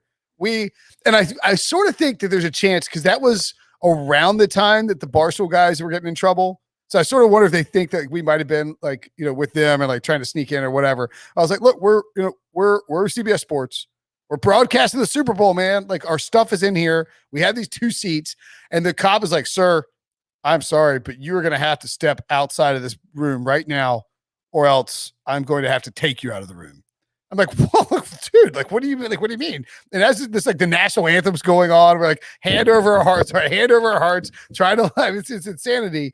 And eventually somebody with the NFL PR flexed their muscles and made sure that we were fine. But we were legitimately very close to being thrown out of the Super Bowl. And you know what? To be honest, it would have been worth it getting kicked out because it was the boringest Super Bowl ever. It was the 33 Rams Patriots. No, I'm just kidding. You never want to get thrown out. No. But like the story, I don't even know if that was a good story, but we found $20. Yeah, that's right. That's Wilson's thing. And so I'm not breaking news here because you said it before. You won't be going to the Super Bowl this year. Your thoughts on that and what you've heard about kind of this bubble situation that's developing in Tampa. What do you mean? I mean, how do you think Prisco's going to react to just being cooped up in his? All right, so being able to rub shoulders with everyone. They've told everybody that you have to, and you know this better than me, Debo, so correct me if I'm wrong, but they've told everybody that you can basically go from your hotel over to Radio Row, that you can go get food, and that you can exercise outside. And that's essentially it, right? Yeah, and it makes a lot of sense. They want to keep everybody safe. They don't want to jeopardize, everybody built towards this week so we could have a Super Bowl with 22,000 fans and some frontline workers, which is great, but they don't want to jeopardize anything, which makes sense. But it's definitely going to be a very different vibe than previous years. I've just been to one last year in Miami, but it's definitely going to be different. Did Brinson tell the story just to be the hero? Yes, obviously. I mean, I wouldn't stop saying I saved the Super Bowl over and over again for like a week. And Brinson would not tell a story where he's not the hero. Pete was so mad. He's like, I could have made that call too. Anyone could have made that call. You are not a hero. You did not save anything. Nothing you did saved anything. I could have called them in a heartbeat. If I wanted to, sure. Yes. Did I? No. Who cares? You're not a hero. Suck it up, loser. But yeah, I mean, I think so. Pete's thing is he keeps saying, he's like, there's a track at Tampa University. It's like 3 blocks away. I will be going every day. And we're like, Pete, you're not going to go once. Like, you're not going to go exercise. I want to race Prisco. What's that? I want to race Prisco. I think Pete would. I don't think he can run. He can like lift weights and stuff. I see that someone asked if non-media people can go to Radio Row. You can not this year because there's a pandemic, and I don't know that Radio Row is going to exist. But in the past few years, they started where you have to tour it. You have to buy tickets. I feel like you can buy. Fans can buy tickets. Yeah, they're not easy to get, but you can get to Radio Row if you know the right people, or because it's not usually that packed. There's so many celebrities walking around. You can buy a ticket. Yeah, you can. I forgot. Yeah, they've added that now, so fans can get tickets.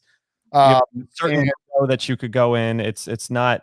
They don't like overwhelm it with swarms of people. There's a decent amount at a given time, but yeah, I mean, I like it. I'm trying to think the year that they started that. It was like 5 years ago, maybe 4 or 5 years ago. You can also, if you know somebody, like I had my buddy Drew, he lives in Dallas. He came down for the Houston Super Bowl, and I got him like immediate. You can get your friends immediate. You can get like a day pass or whatever. Like that's how a lot of these people who are coming on for interviews, they'll get day passes through their through their PR company or whatever it is. AF Pierce says University of Tampa and Raymond James are not close. I don't think he's at Raymond James. I think it's just near the hotel. Right. Is what yeah, we're not going to be so super close to Raymond James throughout the week. I do want to share, we have a lot of loyal listeners in here, even though it won't be the same. The guy's not on site this year.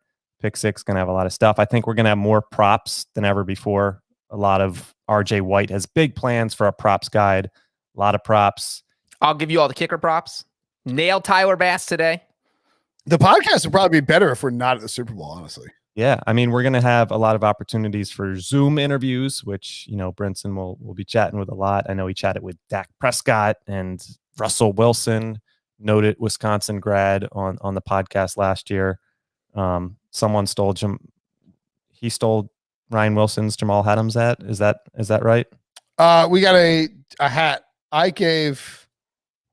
Wait, what happened? What did happen? Who stole a hat? Jamal Adams brought the 100th anniversary NFL hat. Made out of an actual football. He brought two, and he gave them away, and somehow I ended up with one. And look, have you ever seen Ryan wear a hat in your entire life? No. So why would Ryan get one? He claimed that he's a hat wearer when in fact no one had ever witnessed him wear a hat. And these are nice hats. They were made of the same fabric as a Wilson football. And so at first I wanted the hat. Brinson obviously got one because he's Brinson. So it was me and Wilson to tug of war over the second one. I gave mine to Wilson, I think, right? No, I gave mine to Wilson. Yeah. Did I bring mine home? I said, you know what, Wilson? I'll go buy a Wilson football, and it has your name on it. Because it was made from Wilson football leather, and you could see the Wilson. So the hat actually said Wilson, and his last name's Wilson. So that's why I gave it to him. That was literally the only reason. He doesn't know that. So Kobe M asks, as a fan, could you take pics with people at Radio Row if you buy a ticket? Yes. This is, I hesitate to only if the celebrities or football players are willing to. So, look, I've had. Who's the biggest celebrity run-in you had on Radio Row? What's that? Biggest celebrity run-in on Radio Row. For me? Yeah.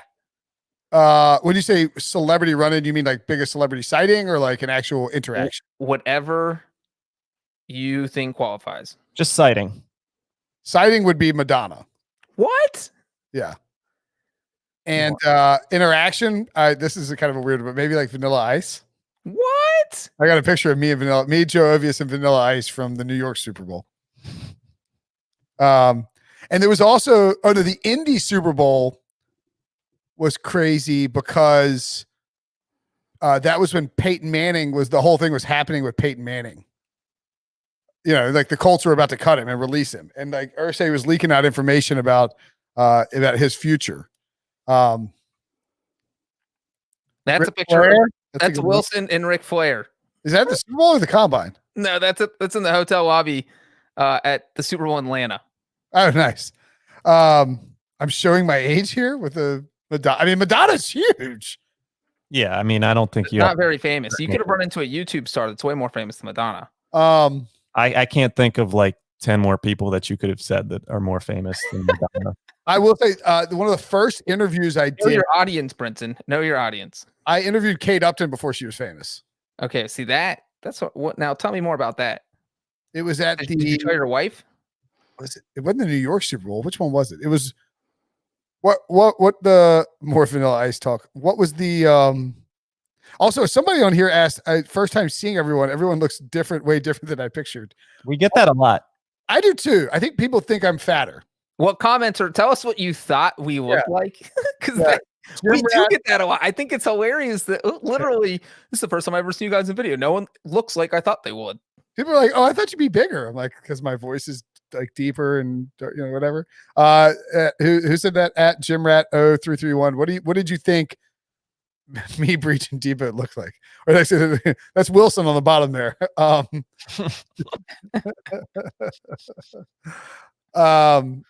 But so Kate Upton, what was the?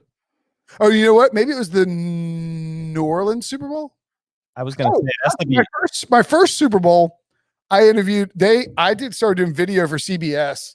They were just not prepared. They had like nobody. Like they were like, we need some help. Like Brinson, do you want to just jump on and do video? I'd never done video. I was like, okay. Like I had no training to do like interviews and stuff like that, and they set me up for it.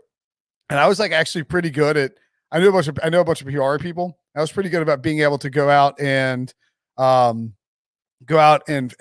find like, hey, like we'd love to interview him, and I ended up interviewing the situation.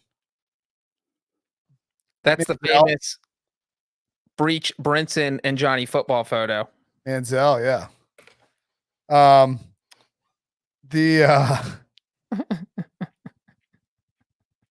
I thought it was 4 skinny white dudes with glasses. First time I heard the pod a year ago. Is that now? Would that be most insulting to Wilson? Probably.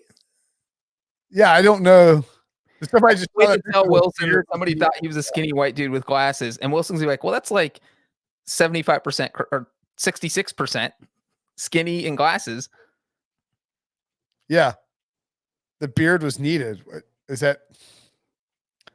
Thank you. I definitely look cooler with the beard. I'm probably just going beard forever. Fernelli was the biggest surprise when I saw him. I've known Tom for like 20 years. Did you know Tom looked like he did before you met him? Was I chunky in that picture? I wasn't chunky. It's just a bad picture. Which one? The face. It was a bad picture. The Manziel picture? The beard? Is that why you said the beard was needed to cover up my fat face? Oh, that's hilarious. It's getting ugly. Brinson gets offended. Got dunked on by the cat. Oh yeah, I forgot about my glasses. I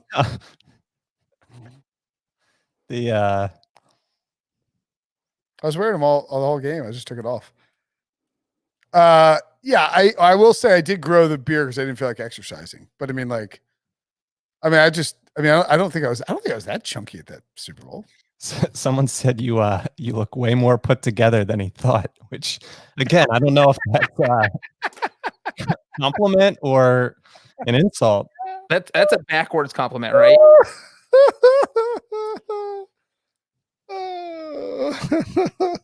That's funny. I guess looks can be deceiving. Who said that? That's Jim Rat. Jim Rat. We'll toss that up quick. I don't know about this one. Thought Debo was black. Brinson looks way more put together than I thought. He was very unorganized. So I figured he'd be disheveled. I thought Breach was just a super nerdy Dungeons and Dragons looking dude. He's got that voice.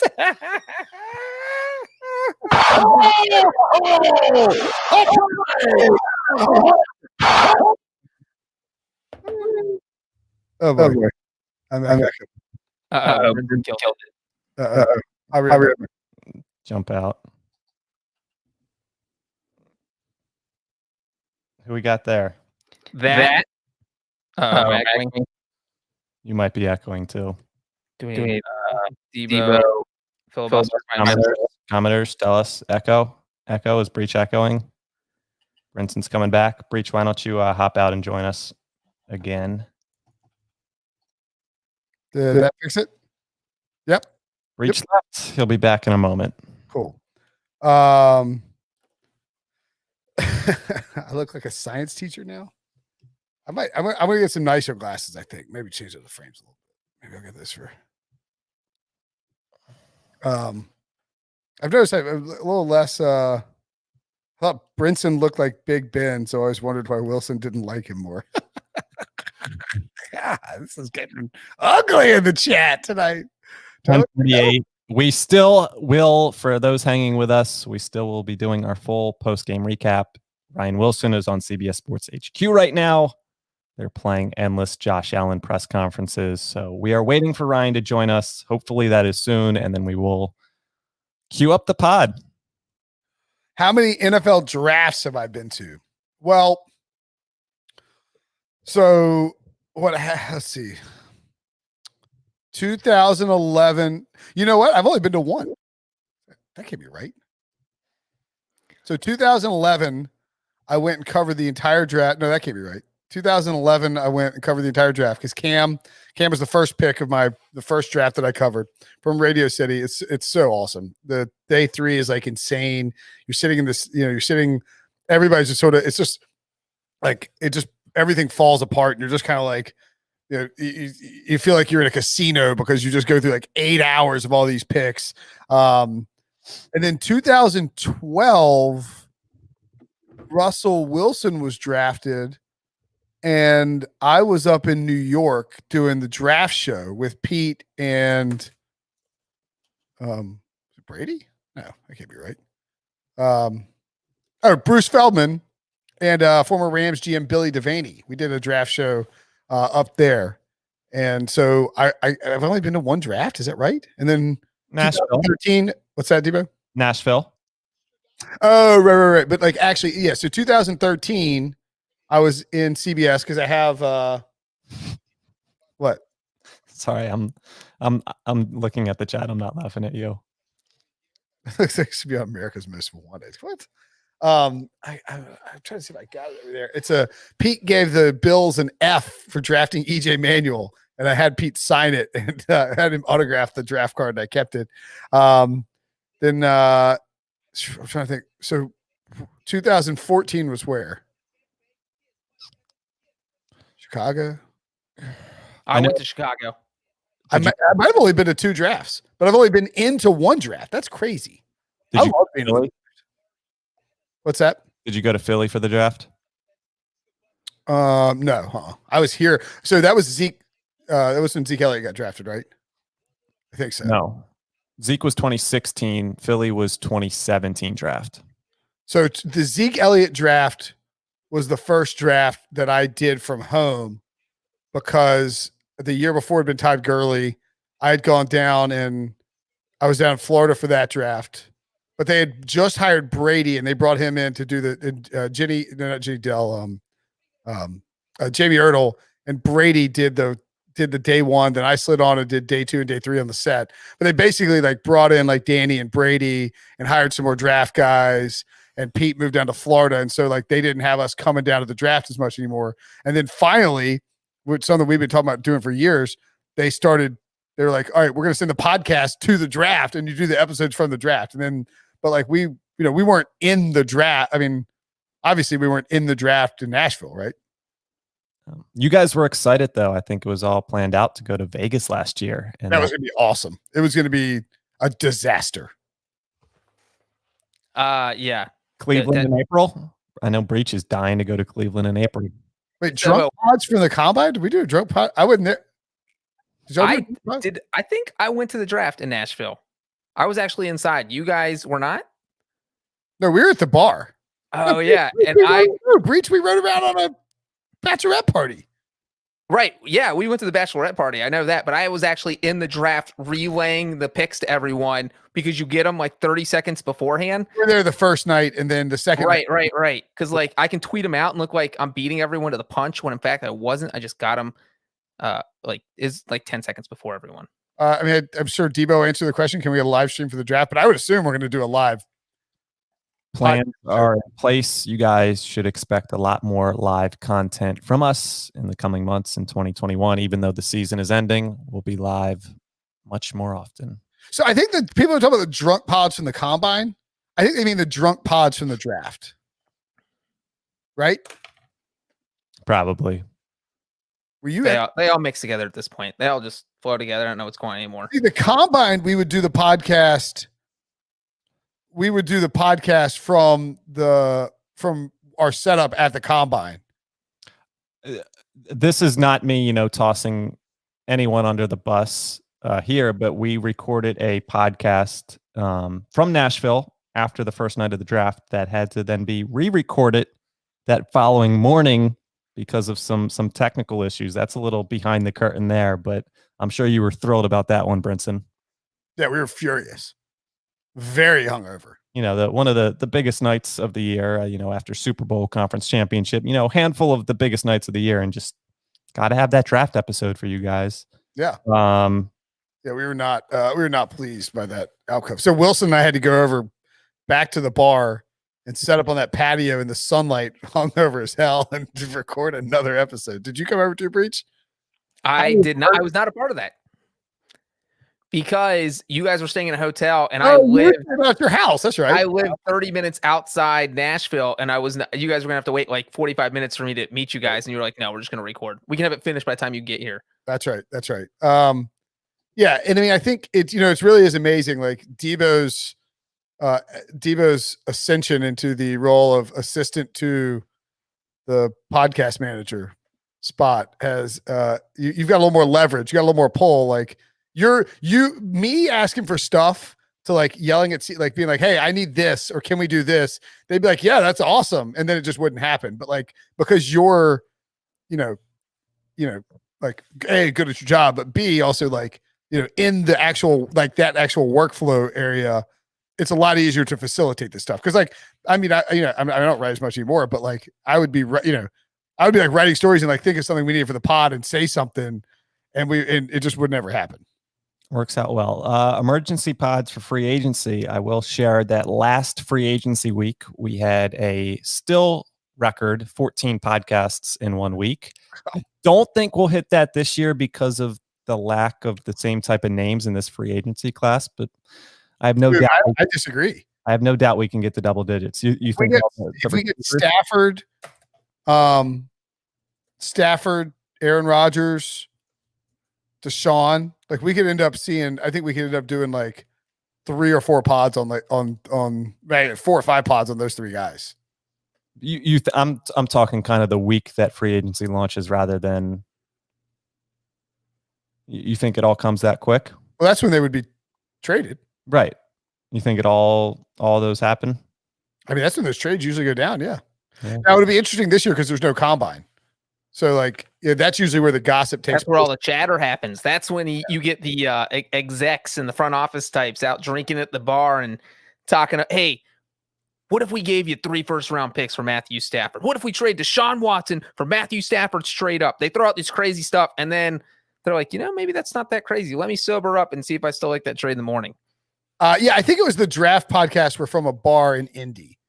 I don't think we recorded any podcasts from Combine podcast. Yeah, the Combine. We would record at the Combine and then go out drinking and then because you're really busy. I mean, we're definitely at bars in Indy, but not.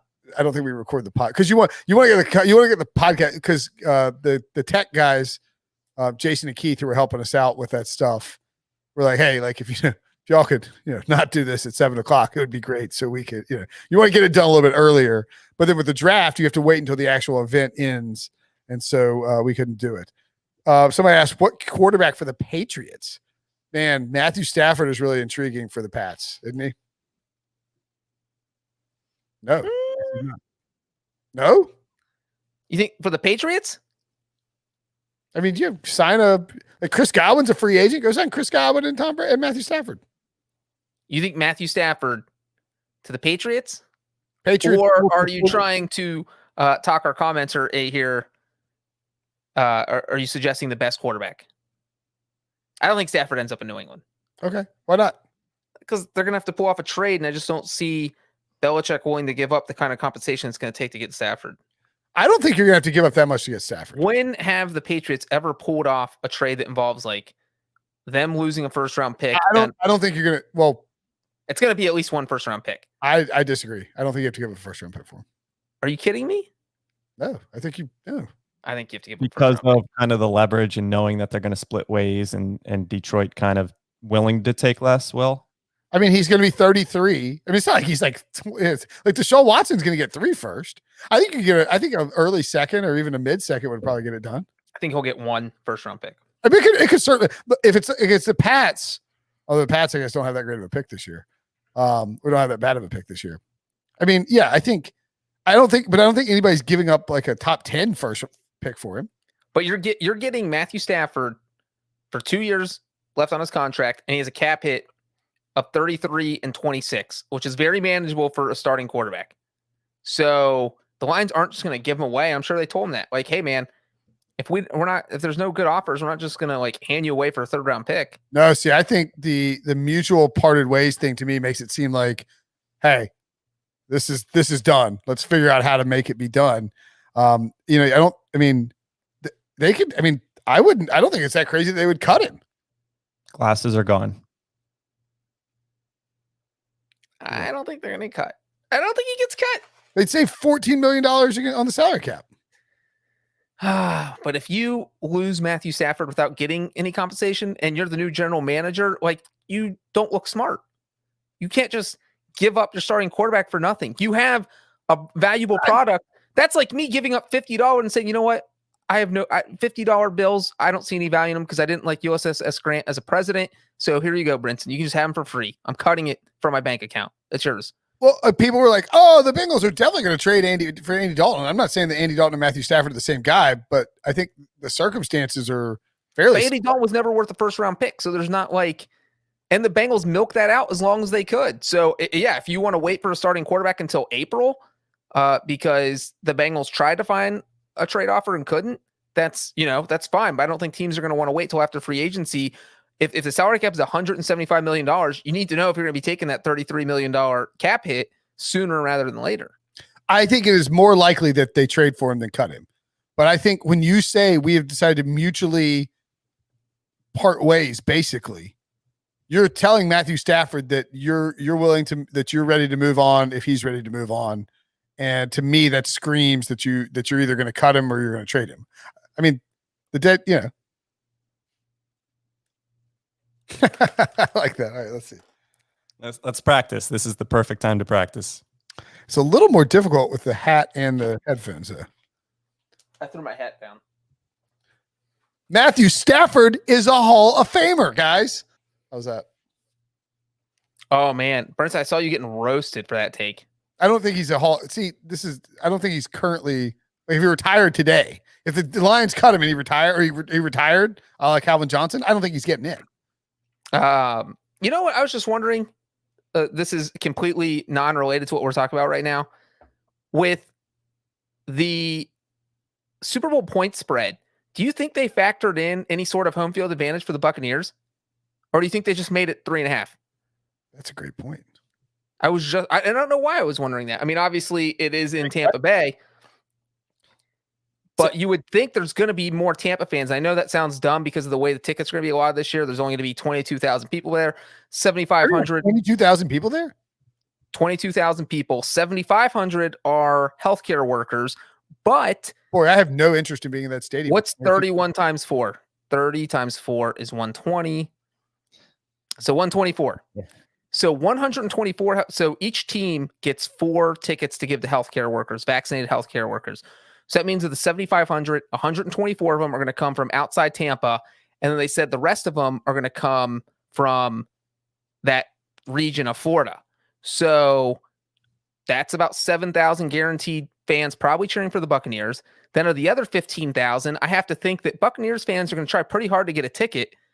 I just feel like it's going to be all Buccaneers fans. Well, I would think that this year more than any other year, it would be easier to get a ticket to the Super Bowl. You know? This is incorrect because there's only 22,000 tickets, which is 1/3 the amount of usual. And the lowest ticket on the market right now, I think, is $8,000. That's the get-in price. That's not that crazy. Well, it's usually like 3,000. Play the music. No, he doesn't need to play the music. It's supply and demand, Brinson. Like Tampa fans, did we see Dick Vitale today? Oh, baby, the Pepto-Bismol. No, Dixie New Dunkaroo. I think that.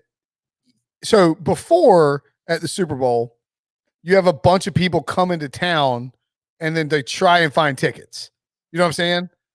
Correct. You're gonna have random people flying to Tampa to try and find tickets. So I think people who live in Tampa, if there's an excess of tickets on the scalper market, would have an easy, it would be easier and more cost effective for locals to find Super Bowl tickets than in a normal year. Does that make sense?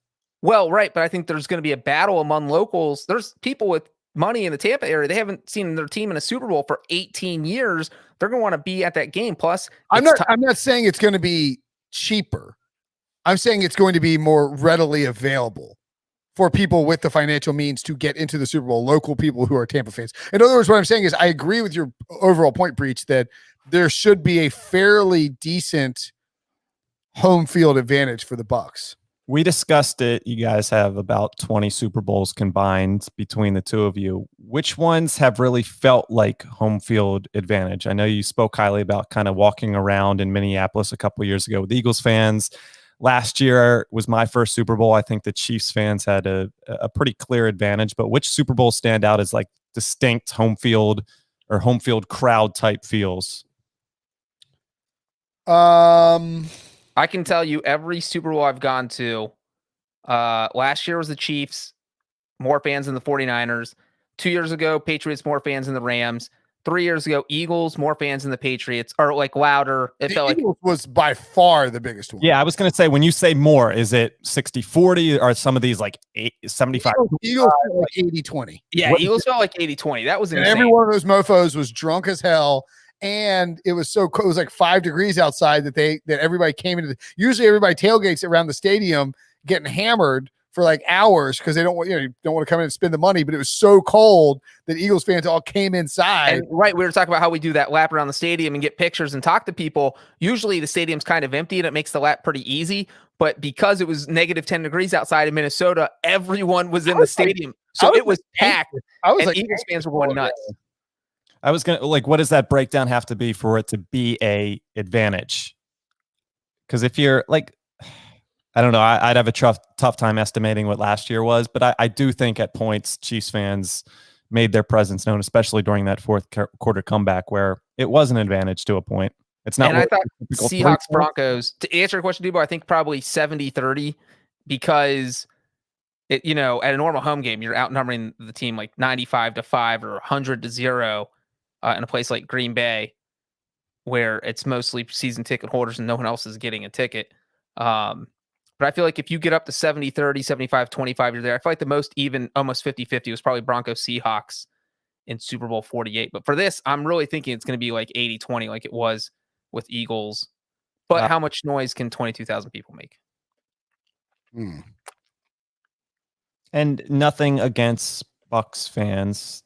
Congratulations for making your first Super Bowl in 19 seasons, but not known as the most diehard fan base.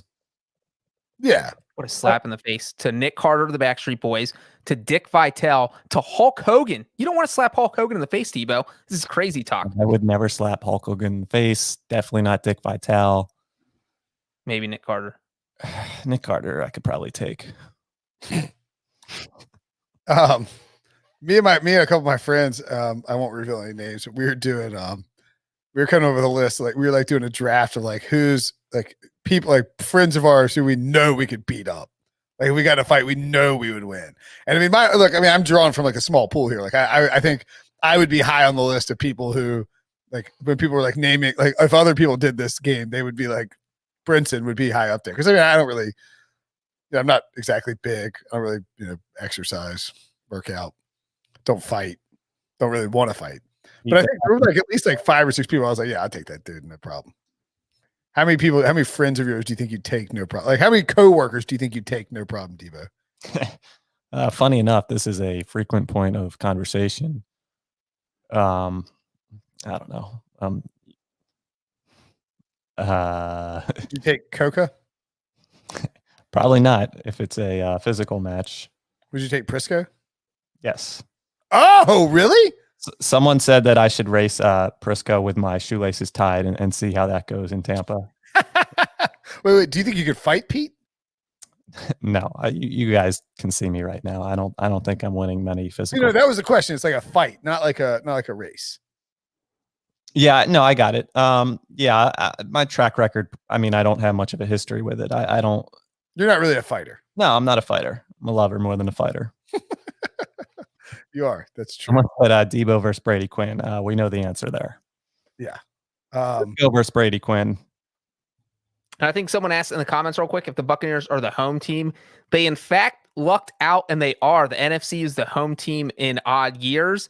Because it'd been weird if the Chiefs were the home team and a Super Bowl being played in Tampa Bay, but Buccaneers are the official home team for this game. Fun fact.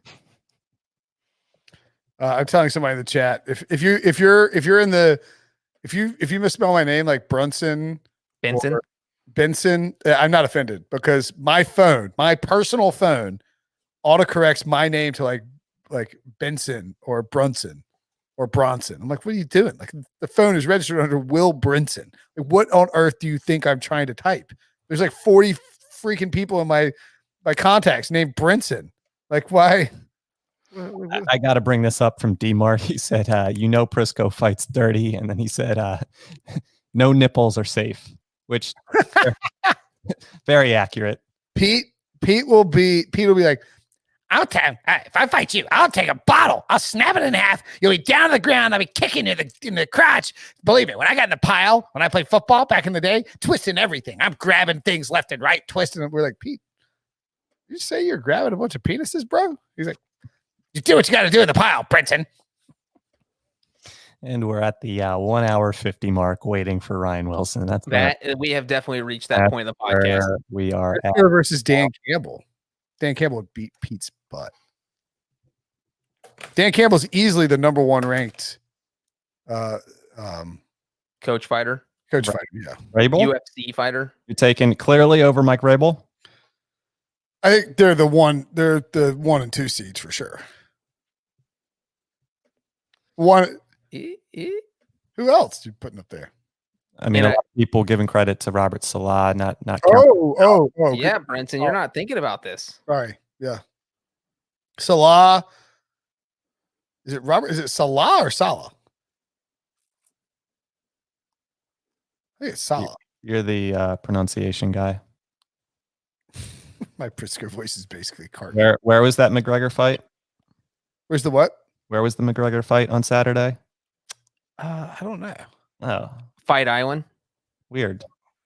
Fight Island, right? Weird. I thought you knew.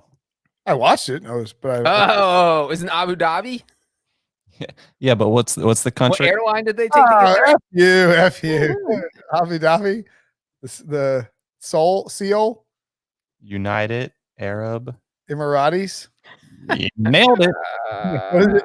Emirates? Is it United Arab Emirates? Yeah. Abu Dhabi. I got the drop. Anything right? We were I don't ever get any of that stuff right. It makes me nervous to I'll forget names. I'm scared I'll mispronounce it. Welcome to my life, Brinson. Welcome to my life. Now we have Tyrann Mathieu playing in the Super Bowl. You think I want that? Tyrann Mathieu. When's this? We got to delay. I think the pick 6 combine. It's got to happen at some point. We've made a lot of bets. I think Breach has got to throw a football. I think no Salah. So it's Robert Salah. Okay. I'm sure I'll figure it out by the time he gets fired by the Jets in 3 years. Yeah, somebody says Kevin Stefanski would be tough to fight. I agree with that. Too pretty to fight. Yeah, for sure. Dan Quinn was up there until he was fired. Cliff Kingsbury wouldn't fight either. Nah. Kyle Shanahan had to be a scrapper. Him and Kingsbury, Sean McVay, and Stefanski be out drinking like a martini while everybody else is fighting. I wouldn't want to fight Belichick either. You'd have some rusty screwdriver he jabs in your thigh and you're like just out. Have you ever had a rusty screwdriver jabbed in your thigh? Yeah, once a week, haven't you? Way more painful than you think. Tomlin's a good call. Ron Rivera is a badass. Where do you guys land? Rivera would mash some dudes. Where do you land on Mike McCarthy? In a fight or as a coach overall? Either. We got time. He comes in 25th. Brian Flores is a good call. If this is a Royal Rumble, he's like the 4th person eliminated. Mike McCarthy. He's over there plotting stuff that's not going to work, and then just gets thrown over the top rope. Like the analytics of fighting say that. Why are you trying I studied the analytics during my year off, and then I got thrown out. Bruce Arians would beat up Andy Reid, I think. Maybe. Andy's not a fighter either. The ticket prices for the Super Bowl are out of this world. D. Mart says, I hope Arthur Smith does well, but every picture the Falcons post of him His facial expression looks like he doesn't know whether or not to trust his fart.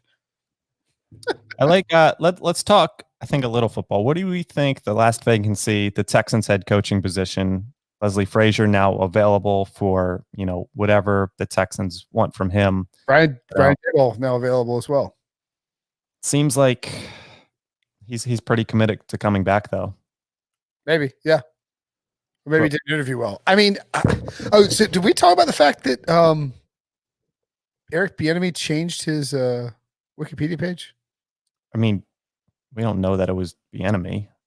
Well, somebody changed Eric Bieniemy's Wikipedia page. Yeah, we discussed that on a podcast. Okay, but I mean, did you see what the Chiefs, their social media shout out during the game about Eric Bieniemy? No, what'd they say? So John Legend, pride of Ohio, fellow Bengals fan, tweeted out that how does Eric Bieniemy not have a job? Like, he literally wrote "hire Eric Bieniemy" in the middle of the AFC Championship, and the Chiefs quote retweeted it and wrote what he said. Yeah. But giving your, I know that I know that anybody can change a Wikipedia page, guys. Yes, thank you. I'm not suggesting that Eric Bieniemy changed it himself, but all I'm saying is that I went on at least one. I think I said it on 2 radio shows. I was like, look, I'm not trying to say that Eric Bieniemy's done anything wrong or whatever. Just that he has 7 subheads under the controversy subhead. And there's a bunch of buzzwords on there that would lead potential employers to ask questions. Like, if it were my Wikipedia page, I would want it changed and make sure somebody changed it. Like, I would send somebody onto the internet and be like, go change this. And Bieniemy's was drastically changed. I actually have a screenshot of the first one just because I had, somebody I wasn't I didn't think it would get changed. I just, was showing somebody. I was like, people were like, why won't he get hired? I was like, I do not have my own Wikipedia page. It's not a point of frustration at all. Which somebody got to create one, man. Come on. But if you have 7 incidents in your past, teams do not want to deal with the questions that are going to have to come from the media after you hire them, and you also have to ask a lot of questions about it. So that makes it a little difficult. You just have to. I think that is a factor. I'm not saying anything he did is wrong. I'm just saying that it has to be a factor. Oh, we did this on the emergency podcast. That's right. Yeah, we talked about this with the same 3 people that are now listening to me say the same thing again. Brinson, it was a fun story, but we know what happened. You brought it up. It got out there, and the story changed. What are the odds on Deshaun Watson getting moved at this point? Brinson JLC joined us on Tuesday and said it wasn't as likely, I think, as everybody was making it out to seem. He wasn't convinced that Deshaun was on the move. He's swimming against the current there, it appears. Yes, he is. Because, Schefter, I saw Charles Robinson of Yahoo. Charles Robinson, who is an awesome guy, but also really good at his job.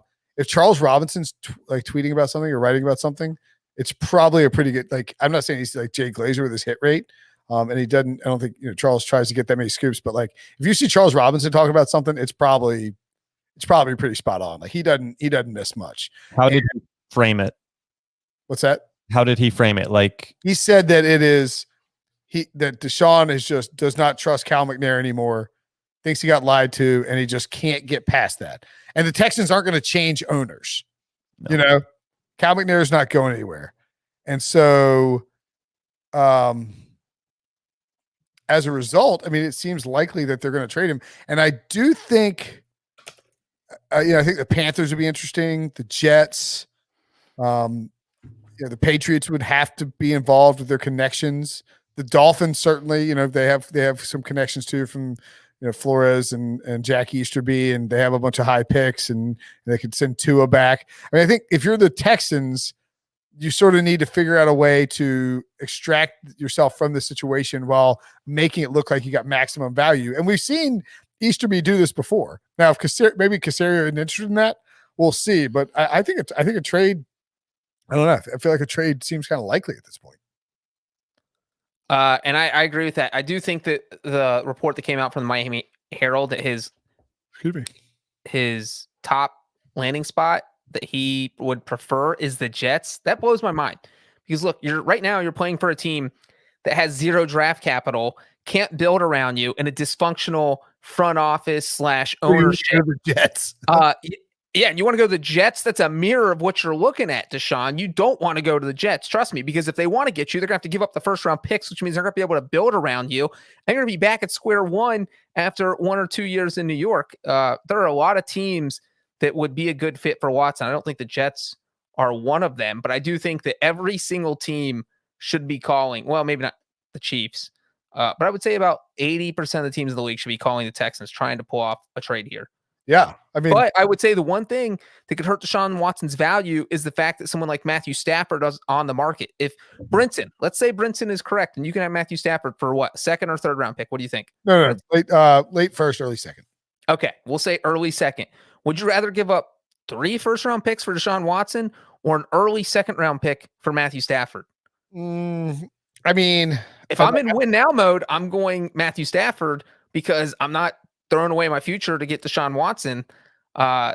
So, like Deshaun Watson's the better quarterback. I want him long term, but if we're talking about 3 first round picks versus a second round pick, I'm probably going Stafford. The Dolphins, you give it the number 3 overall pick. That's a good draft pick. I'm not saying Zach Wilson or Justin Fields are better than Deshaun Watson, obviously, but that's you have Tua. I mean, are Tua plus Zach Wilson, is that definitely not going to be better than Deshaun Watson? I mean, I think it's not likely that they're better, but I think you have you have a chance at the quarterback position. So I can't remember if we talked about it on air or off air. I think Ryan brought this up last week, but we can revisit it. Number 2 overall pick, Jets second rounder this year, first round pick next year, second round pick next year, and Mekhi Becton. No, you can't put Mekhi Becton in there. It's too much. It's way too much. Who said Mekhi Becton? That was part of Wilson's hypothetical that he brought up last week. Yeah, Mekhi Becton's up. Mekhi Becton is Joe Douglas's first draft pick. And the left tackle. You don't trade for Deshaun Watson and give up your left tackle. What about that same deal with Quinnen Williams instead of Becton?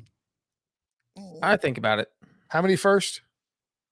2, including. Also, real quick, a commenter threw out the theory that Brinson changed Bieniemy's Wikipedia page so that he'd have something to talk about on the podcast. That is some next level stuff. Good theory. It's like the my friend. I think I threw my golf clubs in the lake over here in order to get. So I think my golf clubs got stolen, right? Yes. So my friends think I threw them in the lake. Stolen. How much was the insurance on that? Let's see. Not much. I did not. Let's see what. I don't think you trade Quinnen or Becton. I mean, if it's a thing where it's a deal breaker if you don't include Quinnen Williams, then I'm probably going to do it because it's Deshaun Watson. You need a quarterback, but Quinnen Williams is a stud. He's on a rookie contract. He is an interior defensive lineman, but he played awesome, man. So I would probably not do that. In Breach's scenario, I think Stafford is the no-brainer. An early second or all that for Deshaun Watson. I think Stafford's the clear choice there if you're presented with 2 options. Yeah, it depends on where your team's at. So the Panthers, for instance, are a good team to talk about. I don't know that the Panthers will necessarily be in on Matthew Stafford, or that Matthew Stafford would want to be in on the Panthers because maybe they're a year or 2 away, right? But a team like the 49ers, Watson or Matthew Stafford, in the case of the 49ers, I think Matthew Stafford makes more sense. Because you'd love to have Watson, of course, but because you're getting Stafford for cheaper, and if he plays at his top end level for the 49ers, all of a sudden, you're contending for the Super Bowl for sure. Stafford and a Kyle Shanahan offense would be incredible. Some people asking about the Eagles. Yes, I recognize Deshaun Watson would be a great fit in Philadelphia. I have a ongoing kind of I don't know. I'm not big on Deshaun Watson. I think he has a lot of garbage time fourth quarter stats that don't lead to comebacks. Who? Deshaun Watson. He went 4-12 this year. His team is the 3rd overall pick. I know he doesn't have a lot of help. Super elite quarterbacks don't do that. I don't think he's a top 5 overall pick. But yeah. What's that? His team does not have the 3rd overall pick. Well, they land at the 3rd overall pick. 4-12. I mean, what quarterbacks of the supposed caliber that he's at go 4-12? I don't care what's around you. You should be able to elevate above that. So Whoa, coming from a Carson Wentz homer. Yeah, real weird scene. That is Weird hill to die on.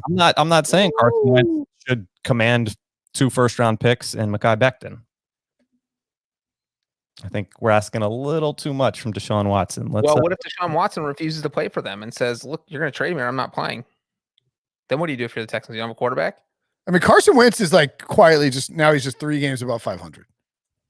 He's a mediocre quarterback, broken down, beaten up man in shambles who needs Nick Sirianni to come in and fix him. We got Doug Peterson fired. He led the league in interceptions this year, and he only played 12 games. I mean, I wasn't trying to turn this. Do you think I'm not turning this into Carson Wentz. I'm talking strictly about Deshaun Watson. I know. Just the last time a quarterback who was in the higher tier forced his way out off a team and demanded a trade and said he wouldn't play? No. Carson Palmer. Oh, yeah. And it's not obviously not similar because the times have changed a little bit, but we're only talking about 2011. So it's been about 10 years. And he said, look, I'm not playing for the Bengals anymore. And he had been the, 2 playoff appearances in like 6 years. The team's not blowing you away, kind of like the Texans are with Deshaun Watson. And the Bengals end up getting a first-round pick and a second-round pick out of that. So I think the Texans are in a rocky spot because everything you said about the Lions, you and Debo both said this, Brinson, was that if everyone knows Stafford is not playing for Detroit next year, why would you offer them anything huge, anything substantial? So that logic should work for the Texans too. If you think Deshaun Watson doesn't if you don't think Deshaun Watson wants to play for Houston, why are you offering 3 first-round picks? You think if Deshaun Watson does not want to play for them, that means he's going to be willing to sit out. And at some point, you remember Antonio Brown? There was talk that at first he was going to pull off like a first or second round pick, and then it just got so ugly he ended up getting traded for a 5th round pick. And that's not going to, maybe Deshaun Watson goes from 3 first-round picks to 1 first-round pick. But if things get ugly enough, crazy stuff can happen. Didn't the Raiders give up 2 first-round picks for Carson Palmer? It was a first-round pick and a conditional pick that could have been a second playoffs first-round pick if the Raiders went to an AFC title game with Carson Palmer. That's right. And they did not. Yeah, that's right. We roasted Hugh Jackson for that on the podcast. I guess we were doing the podcast back then. I just remember thinking like this is the worst trade ever, and it was pretty bad. Can you guys entertain me for a minute? Wentz for Carson Palmer straight up. He's retired. Someone asked, what 5 QBs would you rather have over Deshaun going forward, Debo? And I'm gonna give you my list. Tell me if I'm wrong. Tell me if you disagree. Patrick Mahomes. Let's say the next 5 years. Is that fair to do here? Yeah. Patrick Mahomes. Russell Wilson. No, do it if you're starting a franchise. Because that's the whole premise of trading for Deshaun Watson. Okay. How old's Deshaun? 26? Yeah. All right. Patrick Mahomes. Does that throw a wrench in your plan? Yeah, I mean, Russell Wilson gets interesting there because he is in his early 30s now, but Watson's only 25, by the way. Okay. I'm still taking Russell Wilson. Okay. I would take Joe Burrow and Justin Herbert. Okay. I would still take Lamar Jackson. I would take Kyler Murray. I'd probably still take Josh Allen. So I would he would be 3rd for me if I was starting a franchise. Mahomes, Allen, and Watson. weigh in with Burrow here.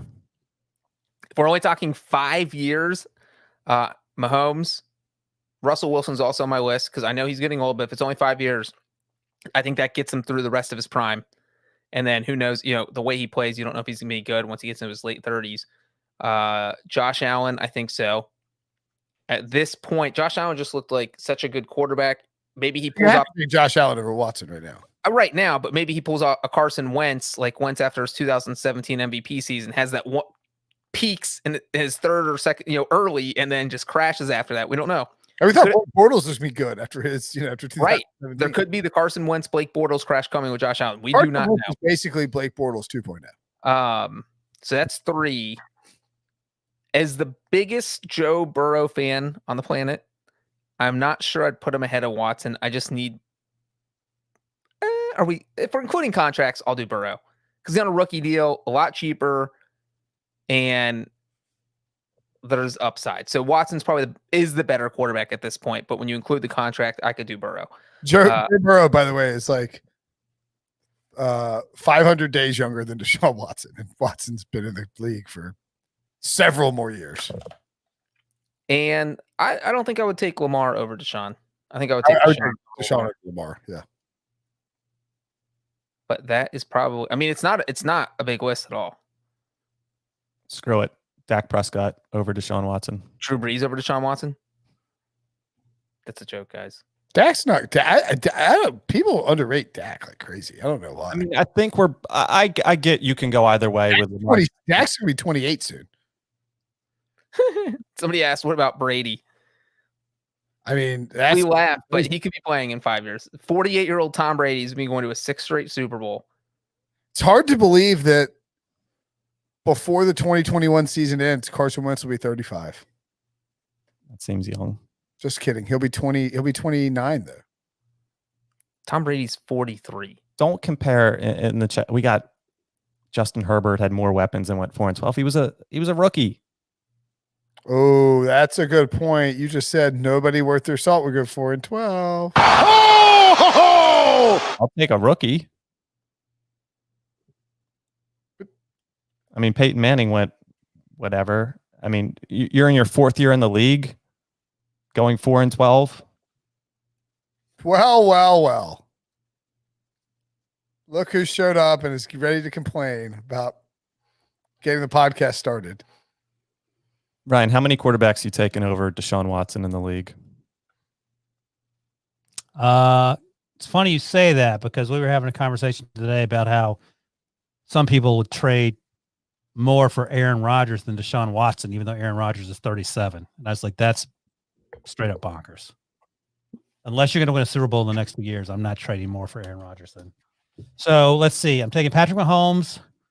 For how many more years, Debo? I say if you're starting a franchise, Debo says 5 years. Say that's about the same. Which honestly is kind of the same thing. Yeah.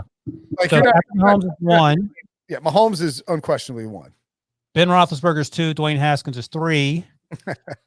I mean, I'm not putting Aaron Rodgers ahead of Deshaun for 5-year plan. No. Okay, I didn't know. Again? I'm not taking Josh Allen over him. Recency bias. So I would take Allen. I would take Mahomes, Allen, Watson would be my 3. Yeah, I'm a little concerned with what Josh Allen did recently, but I do think that Aaron Rodgers wins more games in Houston in 2020 than Deshaun did, but I don't know if it matters. This guy says, "Wow, Wilson looks way different than I thought he did." This guy also thought Debo was. He thought Debo was black, expecting me to be far more. He was shocked at how quote unquote put together I was. That person clearly has some vision issues. You're put together. I think relative to like how I am on the podcast. Oh, that's a good point. Those fake glasses you're wearing help sell your case. That's right. I put my hoodie up. By the way, let me just say, have we started the podcast, Devo? Or we're still waiting for Breach? No, we're waiting for Pete Blackburn. So I heard a rumor. I don't know if I can. Pete, I heard a rumor about a story you're about to embark on. Pete, do you know about this, Devo? You're in that chat, right? I was in the chat. Yeah. Pete's going to try a particular diet and write about it. Which diet? Keto? Yeah. You know what? TB12, you're not allowed to smoke cigs on TB12, Pete. So you're kind of no way Pete smokes cigarettes. Have you seen him? He's got a cig in his mouth. Have you seen that? That's actually an avatar. I think that's what they call it. I think Pete does smoke. I don't know if it's a gag or not, but I think he might smoke. Pete, do you smoke? Can't drink on the Brady diet either. By the way, there's nothing. There's a lot of. He says he smoked all his cigs and ate all his edibles this weekend.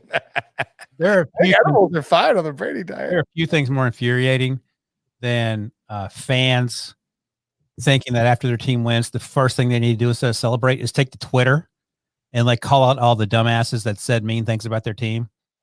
I blame Debo for making us do these bold predictions, number one, because I've heard more pushback on Josh Allen scoring 6 touchdowns than I've heard of anything I've said in 5 or 6 years.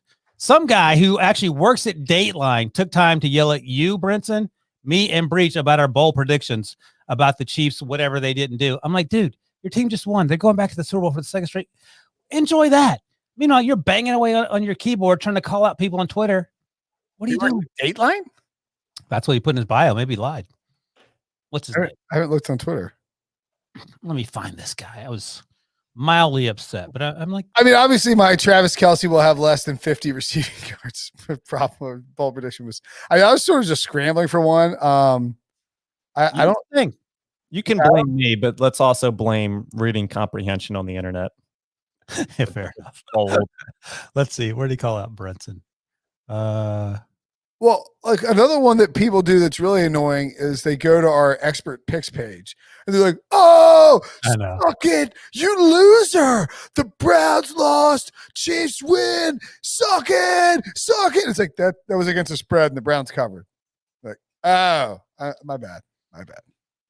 Every time. Your takes on the Chiefs have been ridiculous. This defense is, in fact, I see Aussie Chiefs fan. Here's a guy right here. Let's see, what does this guy say?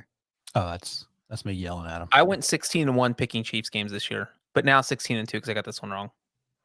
That's a sports line stat right there. I was feeling salted that someone would say. You won't believe how this guy did against the spread in 2021. He's smashing the bookies. You better subscribe now. But then I lost in the AFC title game. Wait, who is this guy? Shane. Dateline producer. Also a truth seeker, according to his Twitter bio. Wait. I just can't be. Why what? Who's this old geezer that's yelling at you? What are you gonna do? What a weird thing. It's a weird thing that people do now. What did you use to? I guess you wrote letters to the editor. Oh, he wasn't yelling at me, just y'all. He did. I think he deleted it. Everyone's suddenly afraid of you. They won't unfollow you on Twitter. They delete tweets. They make fun of you. This aged well. That's the one. What do you say? That's the one I was looking for. I couldn't find it. I saw Travis Kelsey have under 50 yards. But that's the thing is like, I'm not saying that the Chiefs will lose. I picked the Chiefs to win. I just think Kelsey wouldn't have a ton of receiving yards. How much of your takes are for entertainment and how much of it is that you actually believe? These bold takes are 100% entertainment because, I mean, they're bold and they're ridiculous. And you can't say bold take, Patrick Mahomes is going to throw 2 touchdowns because what's the point? It is funny because I read Cody Benjamin, a great coworker of ours, and he puts out some bold predictions, and they're so much more tame. I think Breach had it in his newsletter on Friday.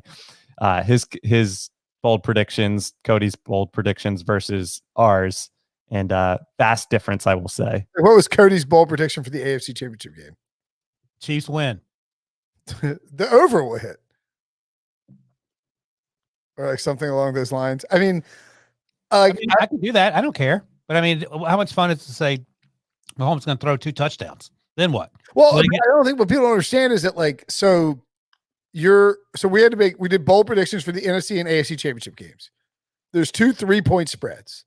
So you can't pick an upset. You can't say the over under is going to hit. So you got to pick something specific to a player. Like, but what did you pick the Chiefs to win or the Bills to win, Wilson? Bills. But you guys had the Bills winning. If that guy wants to come after you because of the Chiefs, like you picking the Bills to win and the Chiefs won, that's one thing. Not really. I mean, why do you Cody's bold predictions real quick. Why aren't you celebrating your team winning? Why are you ours was one was Bills upset Chiefs, which like Brinson just said, it's 3-point spread. There's nothing super bold about that. I mean, Bills winning would have been pretty bold, but right. He predicted 200 receiving yards for Stephon Diggs. So it just kind of, it depends what your mindset is when you think of what a bold prediction is. Like, honestly, this guy's throwing this in my face that I missed on Josh Allen setting an NFL record by being the first quarterback in championship game history to total 450 yards. Josh Allen got 388. So I'm actually okay with my bold prediction, you know? Also worth noting, like, okay, you're on Twitter, you're saying stupid stuff. That's what the Twitter. This dude works for a television show called Dateline. Their whole premise is saying crazy stuff and then, having a show about triple murders. Bring it down a few notches, Shane Bishop. He's a Chiefs super fan. Great. But I mean, like, you can't be surprised by the notion of bold predictions not panning out. Like, what? How does that blow your mind as someone who works in television? Oh man, he came up to Adam Shine too. Shine said Josh Allen is the best quarterback on the field on Sunday. Oh no. That one was done by ESPN. He didn't say which Sunday.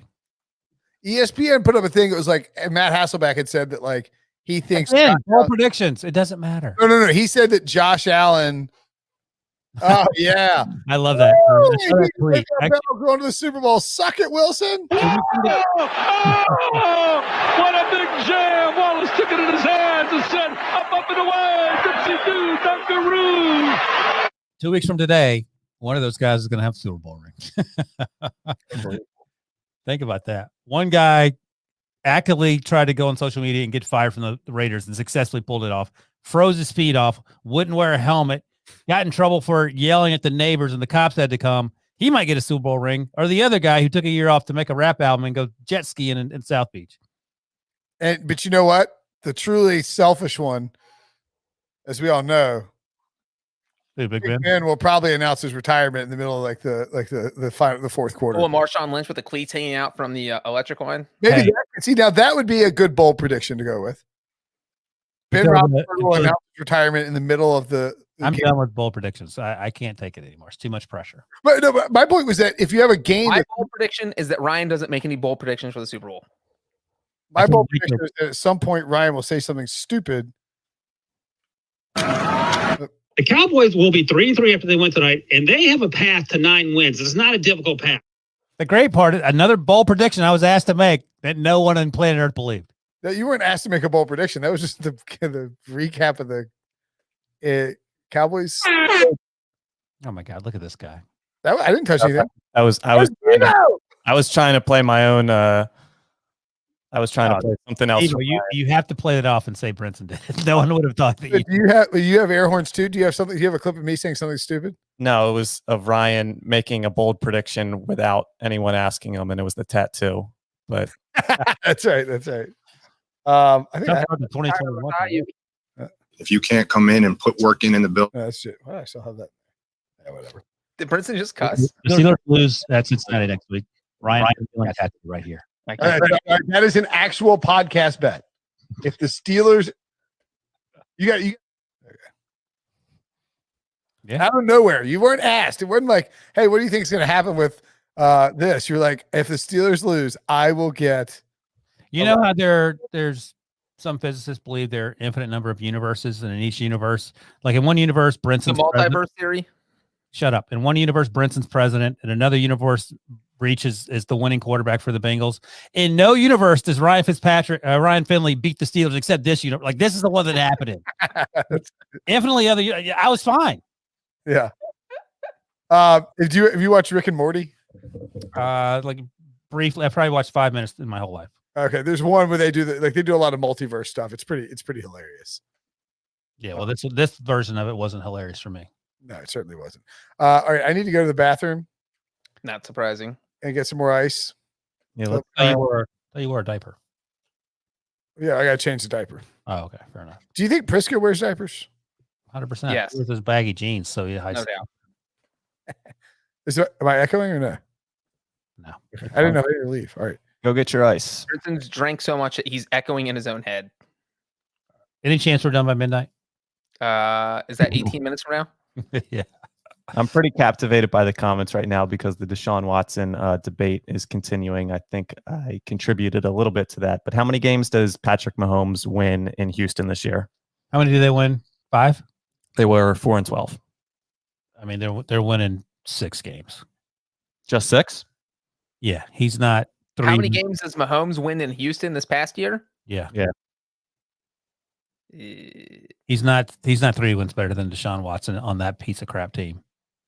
With all the upheaval with the coaching staff, and clearly the front office is a hot mess. Well, first of all, who's the quarterback for the Chiefs in week 1? when they play the Texans. Chad Henne, dummy. All right, so that's 1-0 for the Texans. No, it's Deshaun Watson. I think I think they win 10 games. That is insane. They beat the Steelers. They beat the Steelers. They beat the Vikings. They win all their. They didn't win. They didn't beat the Steelers with Deshaun. Why you're acting like Deshaun Watson's Andy Dalton all of a sudden? No, I am acting like Patrick Mahomes is head and shoulders above any other quarterback in the NFL, and he is. So he is 6 wins better than Deshaun Watson on that Texans team, is what you just said. That's what I just said. That's on this Texans team. That's idiotic. I'm with you, Breach. Thank you, Tebow. No way. He's getting some 8-8s in the chat. A couple of 8-8s. They lost a 10-7 game to the Cleveland Browns. There is no game where Patrick Mahomes is only scoring 7 points, so that's automatically a win. In week 16, they had 10 points with 2 minutes to go. They lost to the Cincinnati Bengals. Patrick Mahomes is not losing to the Cincinnati Bengals. That's 2 wins. They're not losing the Steelers, that 1-score game with Big Ben. They lost by 3 points to the Titans in the season finale. They're not losing that game. They lost in overtime to the Titans. They sweep the Titans with Patrick Mahomes. Oh, my God. This doesn't sound believable to you? Titans' weak spot. Patrick Mahomes. Yeah, well, it's because Patrick Mahomes can beat anyone, although he did lose to the Titans coming off an injury. Yeah, I mean, my thing with Deshaun, I think he's a very good quarterback. I just think there's pretty distinct tiers, and I don't think he's towards the top of like the upper echelon. And I don't know, it just seems like a lot of compensation that's being tossed around for a very good player, but we're treating him like a top 5 overall player in the NFL. And maybe I'm proven wrong, but I'm just not as high on him as some other quarterbacks. I just don't know. I don't disagree with anything you said, but if you don't have an offensive line, you're getting your ass kicked. So I don't know what Patrick Mahomes, and Patrick Mahomes is not, he's capable of getting hurt. He got choked out last week, and I don't think that's necessarily indicative of anything other than just unlucky. But he had the turf toe injury. Then, of course, he had the kneecap come apart. And if he's taking hit after hit after hit, if you take the hits Deshaun Watson took, yeah, he ain't making it through the year. It's weird because it's tough to judge because for the first 3 years of his career, I think over that 3-year stretch, DeAndre Hopkins was the best wide receiver in football. So you have that, but you have the worst offensive line. This year, the offensive line does get a little bit better, but you lose the best wide receiver in football. So it's a balancing act with Deshaun Watson and Bill O'Brien factoring in there as well. But it's just tough to swallow 4-12, even with all that. As your 4th year in the league, Justin Herbert, I think you can do that as a rookie. It's an entirely different situation. You shouldn't be doing that your 4th year in the league. I think there's a much better chance that Deshaun Watson duplicates Patrick Mahomes in Kansas City than Patrick Mahomes more than doubles Deshaun Watson's win total in Houston. Dude, I use the prices right on you. I know. Yeah, your team has won 4 games. Deshaun Watson just doesn't throw the ball as well as Patrick No Mahomes. kidding, Breach. But my point is that Andy Reid, the playmakers around him, that helps. You have Bill O'Brien, who's actively trying to sabotage the team by trading away his best players. You have, what's the guy's name? Easterby doing God knows what to sabotage that team. You have Kyle McNair that has no idea he even owns a football team. I mean, what's the upside? You also have Patrick Mahomes throwing to Will Fuller and Brandon Cooks. Will Fuller played 3 games. He got hurt, and then he got. Yeah, well, maybe he doesn't get hurt if Mahomes is his quarterback because Mahomes doesn't get his receivers hurt. Oh, he's not going to take a whatever he got suspended for enhancement. Yeah, because he felt like he had to carry the team. What did you say, because I can't believe I disagree with Debo. I can very easily I believe I disagree with Breach. How many games is Patrick Mahomes winning in Houston? Are you asking me? Yeah, what'd you say? I don't think anybody asked me that. We didn't ask him. That was our filibuster while Brinson was gone. Oh, 4-12 with Deshaun.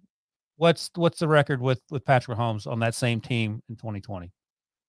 Keep in mind, real quickly, Will Brinson said the Eagles would win 12 games in 2020. 12.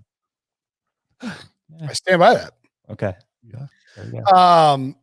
So is it like Patrick Mahomes was drafted by the Texans? Just for the start of 2020, everything's the exact same except you switch to 2 quarterbacks. Same coach, same trading DeAndre Hopkins, all that stuff. 8. I said 6. Breach says 10. No. 0% chance they're winning 6 more games with Deshaun Watson. I mean, without Wait, Deshaun what? Watson and Patrick You Mahomes. automatically disagreed with 10 when you said 8? You're halfway to my answer from 6. You're halfway to my answer. So you think it's +4 and you think plus 6 is outrageous? Yeah. This is That's insane. 50% more. I mean, my whole point was just Learn the game. My whole, That is my favorite saying ever. Learn the game. did I cash my bet on the Bucs to win the NFC yet? I wonder if it went through. I did put it in, right? I bet you didn't. That would be a classic Brinson move. Sure would be, Breach.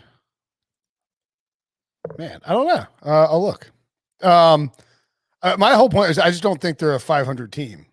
I think they're like a below 500 team. I don't think Mahomes elevates that team that much without Andy Reid and without Travis Kelsey, without Tyreek Hill. I can't believe I have to agree with you on that. And by the way, I mean, I feel like that's obvious. Patrick Mahomes has taken an absolute whooping, and he's getting hit 15, 20 times a game. Real quick, let's throw Patrick Mahomes out of there. We recognize the gap. He's clearly the best quarterback in the NFL. Let's use Russell Wilson, who we used in examples before. Russell Wilson on the Texans. Breach, go first. If Russell Wilson's on the Texans, how many games does he win? Yep. This year, all the same circumstances. What we just did, the exercise with Mahomes, but swap him for 9. Russell Wilson. 9. Ryan. He's winning 5.5. The offensive line argument doesn't work because he plays behind a crap offensive line. Sean Watson, you acting like he's a left-handed Andy Dalton. Does he have a better receivers in Seattle or Houston? Seattle. By a large margin? Yeah. You can't keep qualifying the question. Suspended Will Fuller and Brandon Cooks or DK Metcalf and Tyler Lockett? What are you talking about? Brinson, what's your answer? I didn't hear the question. I was looking for how many games is Russ winning in that situation in Texas? And on the Texans. I think somewhere between like 6 and 8.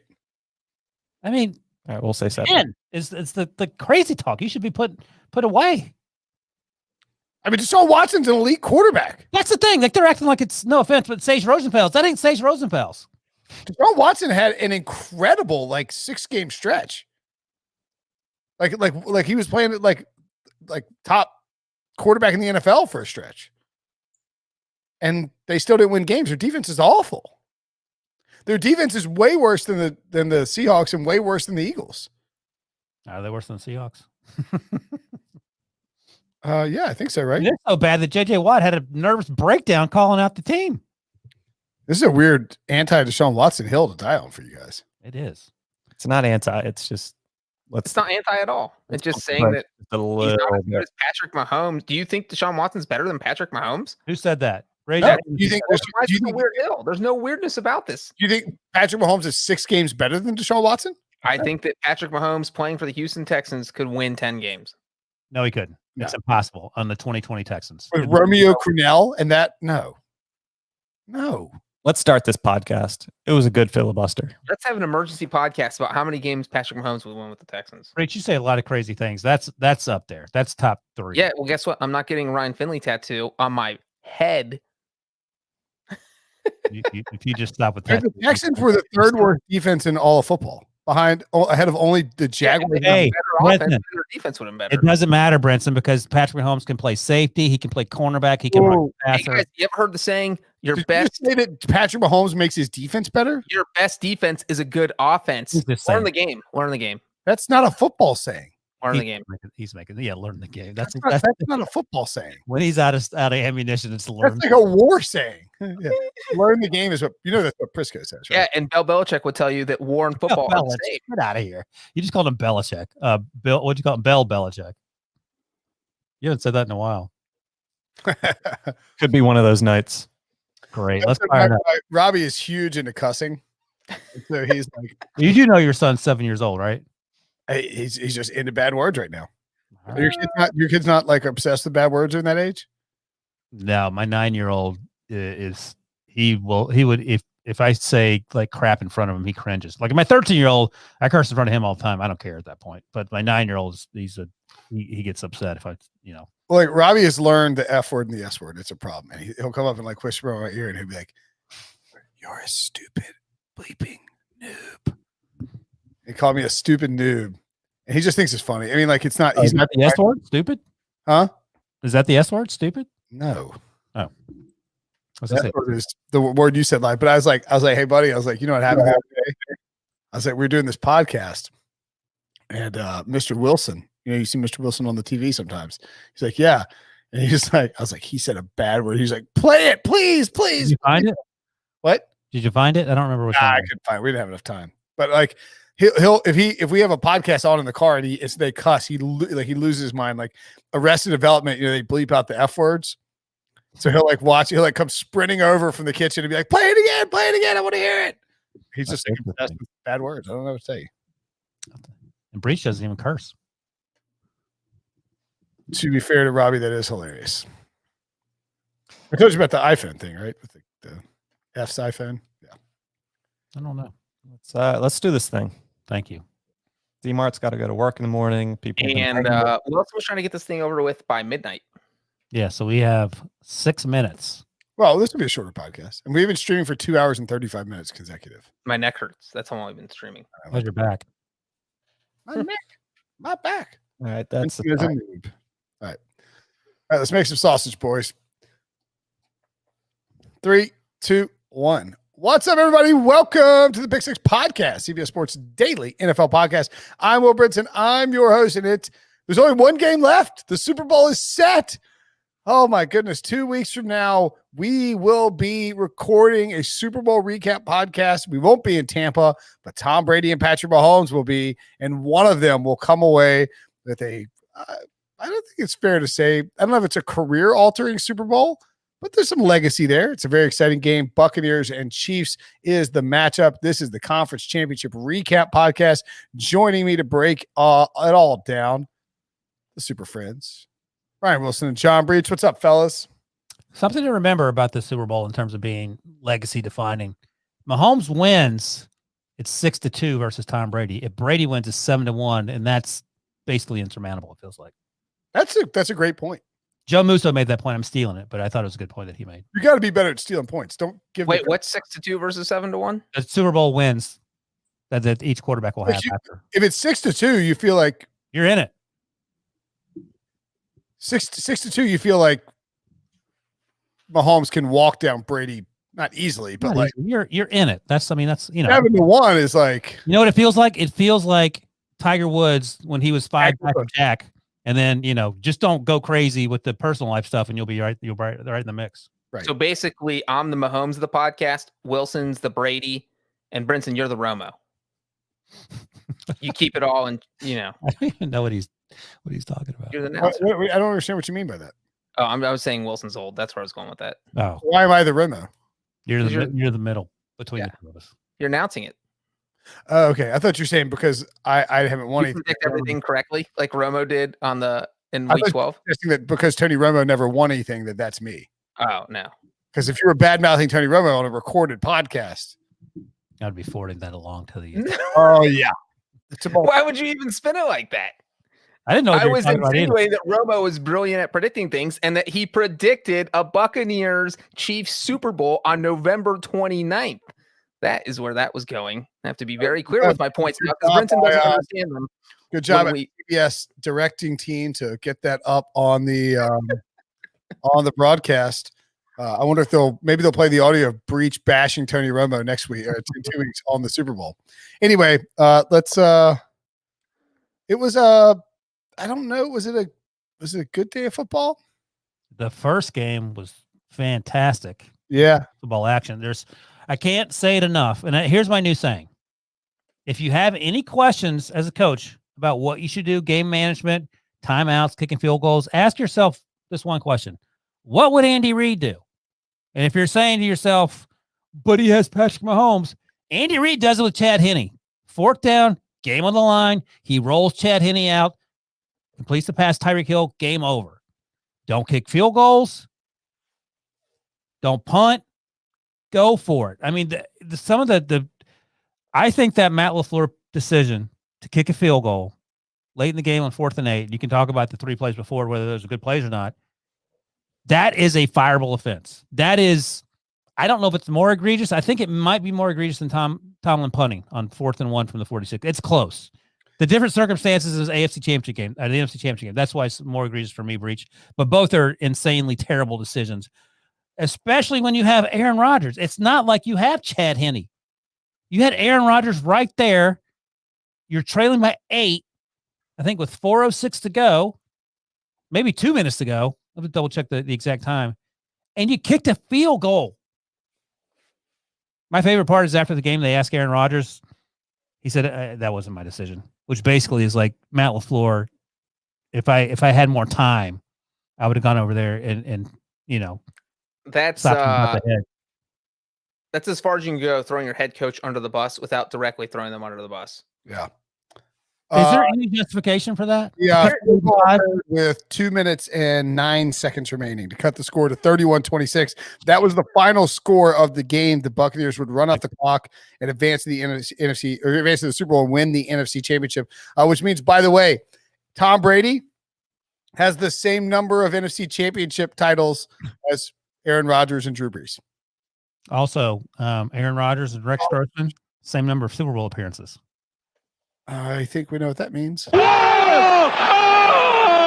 By the way, I bet there's a decent chance we could get Dickie V on the podcast in the next 2 weeks because he's a huge Tampa Bay Bucs fan. Is there any justification for kicking a field goal there? Like, just tell me. So, something that makes sense. All right, here, let me. Yeah. Brady and I were trying to talk through this, and well, it's weird. So, like, I don't think any rational football fan, and I think that AF Pierce made a good point in the Twitch chat. And if you want, by the way, we do lots of these live shows. We record the podcast live, recapping these. We'll do the same thing after the Super Bowl, of course. So you can watch us record the podcast live on Twitch. You can watch it on YouTube. You can rewatch it on YouTube. And if you want to watch it with us, you can jump into the chat and interact with us. But what do Bucs fans want you to do or not want you to do? And the answer is that's the flip side of what would Andy Reid do? Oh my God, he's kicking? Yes. Are you kidding me? We get a 5-point lead and Brady has the ball and we get to go run out the clock? Absolutely. Give it to us all day. We're taking Aaron Rodgers off the field for Mason Crosby? Now, having said that, Breach and I were going through it, and the win probability added by going for it would have been one. On average, but this is Aaron Rodgers. This isn't some rando quarterback. Yeah, I mean, the problem is you have to get a 4th and you have to convert 4th and 8 for a touchdown, and then you have to convert a 2-point conversion. Great, you're giving yourself a chance. Kicking a field goal, you say I give up. Right, on average, maybe the win probability is exactly as you say it is. I have no reason to doubt it. But you're talking about Aaron Rodgers. All right, and Tom Brady. You're talking about Aaron Rodgers, who had just gained 0 yards on 3 straight plays from the 8-yard line, who the prior time he was inside the 10 gained 0 yards on 3 straight plays. Well, the first down, the 6-yard line. From the 6-yard line in the first half down reach, Alan Lazard didn't turn around. The ball almost hit him in the head. Number one. On the 3rd down, Aaron Rodgers could have moonwalked into the end zone. For some reason, he didn't run it. He said the play was called. He wanted to pass it. So it's not like that. This is suddenly Aaron Rodgers is not an MVP. This is where my timeout comes in, and that is the most interesting. And I nobody asked Aaron Rodgers this, and I would love to know the answer to the question: did Aaron Rodgers know what the plan was on 4th down? You think if Aaron Rodgers? Well, hold on a second. Yes, I do agree with that. If Aaron Rodgers thought they were kicking the field goal, then he's going for the touchdown. Because he's like, we have to score here. Getting 2 yards isn't going to help me. That's why you don't run the ball. If Aaron Rodgers thinks they might go for it, then you take off. I mean, look, he's 37 years old. There's no guarantee he's scoring on that play or even getting to the 1-yard line. I mean, he might have gotten run down at 3 or 4. He's gaining yardage. There's no doubt about that. They were at the 8-yard line, but he wasn't even at the line of scrimmage yet. So he's really at the 9 or 10. Someone's probably running him down after about 7 yards. That's 21 feet, old quarterback. So let's say he gets tackled at the 3. If you know you're going for it on 4th down, you feel comfortable running the ball because you know you're going for it. And so I would like to know if Aaron Rodgers knew what the decision was on 4th down going into 3rd down, because most coaches would already have that figured out.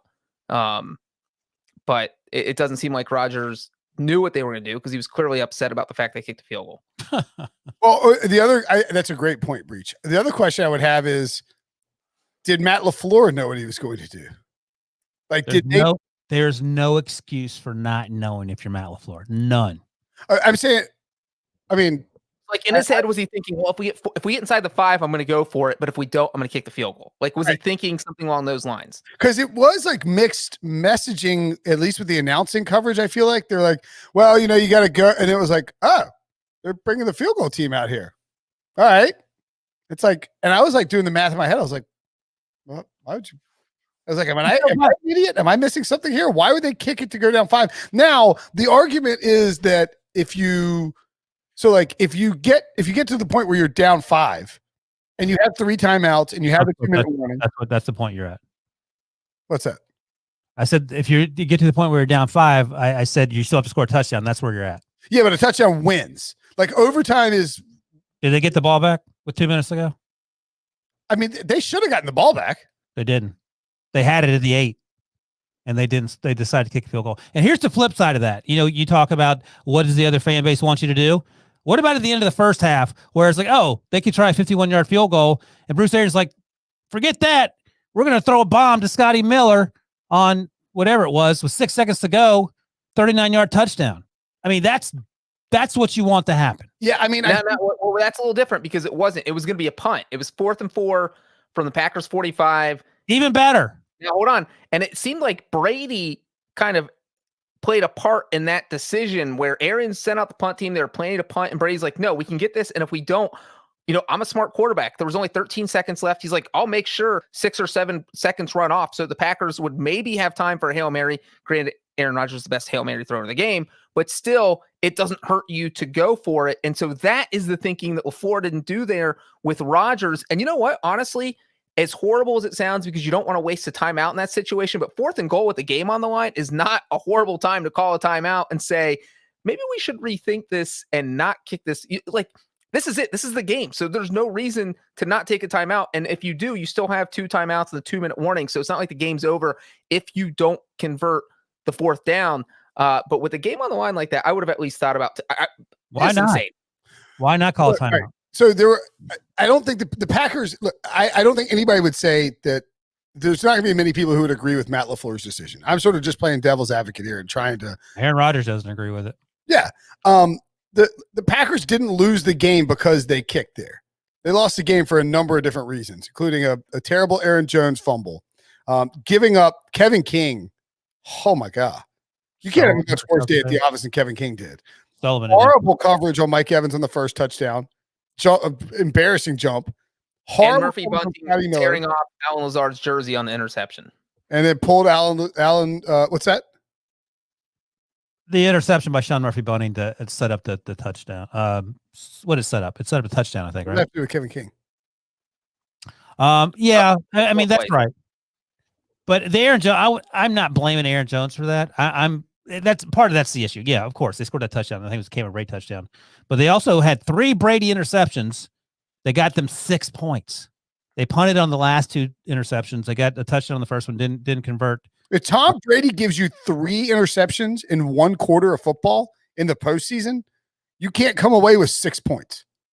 That was an issue. They had some drops. And they went 3 and out on the second 2. So it wasn't even like they didn't do anything. You didn't even get a first down so you could get better field position, put the Buccaneers in worse field position. You just went 3 and out.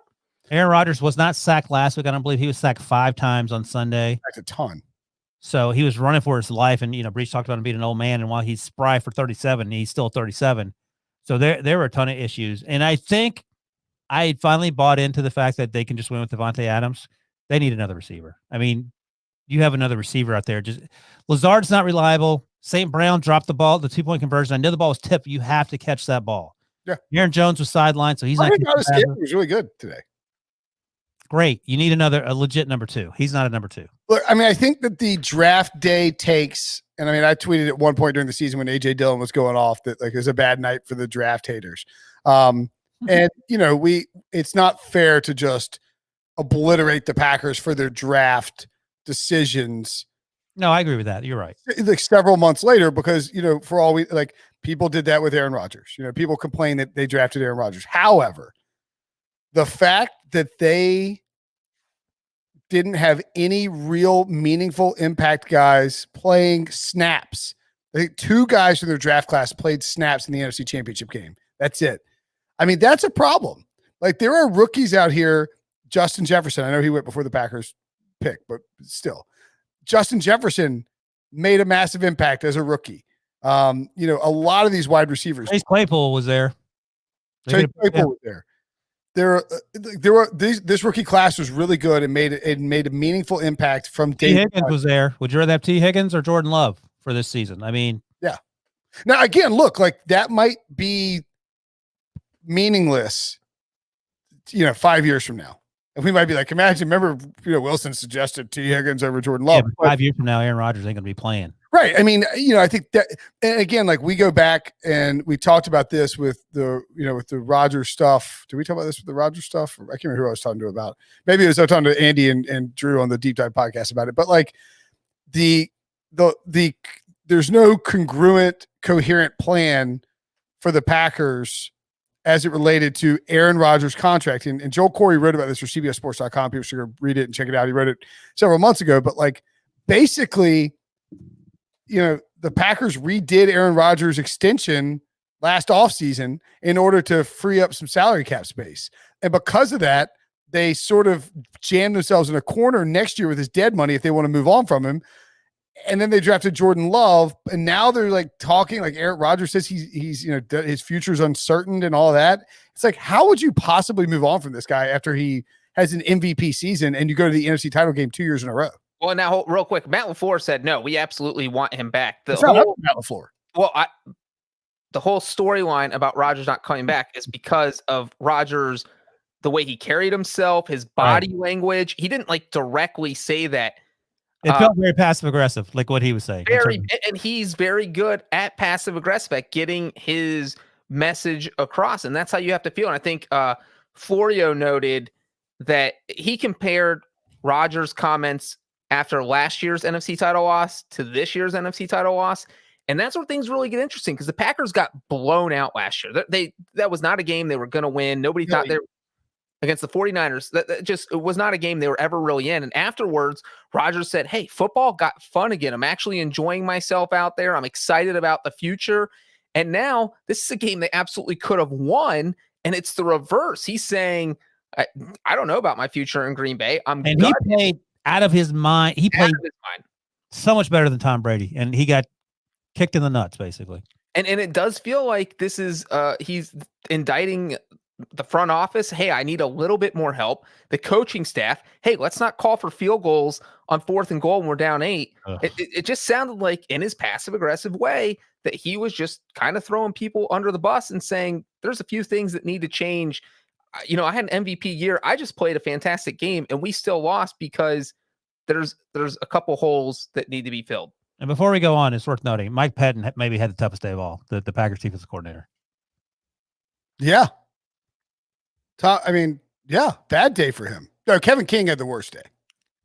Well, I mean, I would imagine that he's the one who called the play to have Kevin King playing single coverage 40 yards behind Scotty Miller on that. I mean, Kevin King got smoked by Mike Evans. He got smoked by Scotty Miller. Like, if you move somebody off Mike Evans down to Scotty Miller, you're hoping that the first overall pick in the second round can step up and do something. But if you're Mike Pettin, you also say, hey, Matt, look, the Buccaneers scored 2 touchdowns off of turnovers. Like, that's not Mike Pettin's fault. Well, Mike Kevin King had a horrible game, and that's not Mike Pettin's not putting the personnel on the field. And I know there's a lot, we can complain a lot about Mike Pettin, but I think it's tough to blame the game on him. It's not, he has Kevin King to work with. That's the entire game. Didn't put somebody else better on the roster. Not blaming the entire game on him, but he didn't. Look, you can't, Breach, we talked about this. You cannot give up the touchdown pass to Scotty Miller at the end of the half there. That is unacceptable. That's Greg Williams level. That's the fireable offense from the game. But otherwise, because that play was so bad, Tony Dungy tweeted out. He said, "I've never seen a worse play call." Well, Tony Dungy was mad because Tom Brady was winning. That's true. But then also, to start the second half after the Aaron Jones fumble, the Buccaneers literally had an 8-yard touchdown drive. Like, there's nothing you can do about an 8-yard touchdown drive because the offense fumbled. I know. By the way, Tony Dungy turns into Breach when it comes to Tom Brady. Like Breach on the Steelers, that's Tony Dungy on Tom Brady. I mean, look, the Buccaneers came.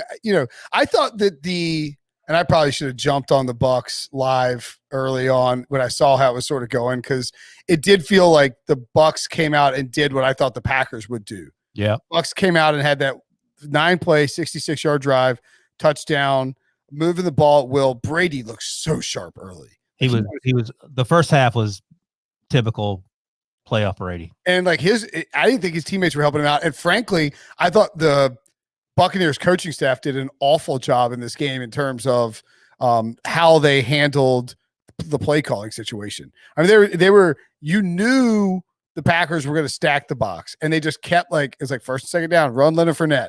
Fournette had a horrible drop on a second down, I think. Brady. One time the sun was literally in his eye. I think that was the only time you could say the sun was in his eye. The second drive. Okay. And then the Packers have 5 plays, 10 yards. Excuse me, 1 first down on their first possession, and then they punt, and it was like, oh man, like this could get. It felt like it could get out of hand fast. Green Bay eventually answered with that long, slightly underthrown touchdown pass to Marcus Valdes-Scantling. He broke off for 50 yards and a score. And then, then Leonard Fournette had that fantastic run to make it 14-7. The Bucs kick a 24-yard field goal. I mean, 14-10. And so it's 14-10, and the Buccaneers are driving, and they were going to punt, as we point out. They decide to go for it. They get the first down, and then they just go up top to Scotty Miller, which is just the ballsiest play on the planet. I mean, that was a no risk it, no biscuit move by Bruce Arians. All of a sudden, it's 21-10 going into halftime. And, as Breach points out, Aaron Jones fumbles, Cameron Brate touchdown, and it's 28-10. And that's when it felt like ball game. Now, the Packers did get back in it, obviously, but those two scores at the end of the first half and beginning of the second half, I mean, completely changed everything. It was going to be 14-10 going into half, maybe worst case 17-10. And all of a sudden it's 28-10 and Aaron Rodgers hadn't touched the ball. Yep. No argument here. And by the way, if you go for it in 4th and 8 and you don't get it, they have the ball at the 8. You're not kicking off. And then. All right. But using that logic, you kick the field goal and you kick off, and they took over at the 17. So they lost 9 yards of field position and gained 3 points. The kicker screwed up in the worst possible way. He comes running out and he dives down. Like, just get it. You have to get that clock to the 2-minute warning. I don't know. And Ryan, all I'm saying, and this is not defending LaFleur. I literally text a friend, is this the worst coaching decision in a conference title game that we've ever seen? I mean, but the more I thought about it, the less crazy it got. I still don't think he should have kicked the field goal. But when you're Matt LaFleur, you're thinking about this, you have 3 options. You go for it, or 3 things can happen. So you're either going to go for it and you don't get it. You go for it, you get the touchdown, or you kick the field goal. So if you go for it and get the touchdown, you still have to get the 2-point conversion. So none of those are gimmies. The touchdown's low percentage. The touchdown and the 2-point conversion is even lower percentage.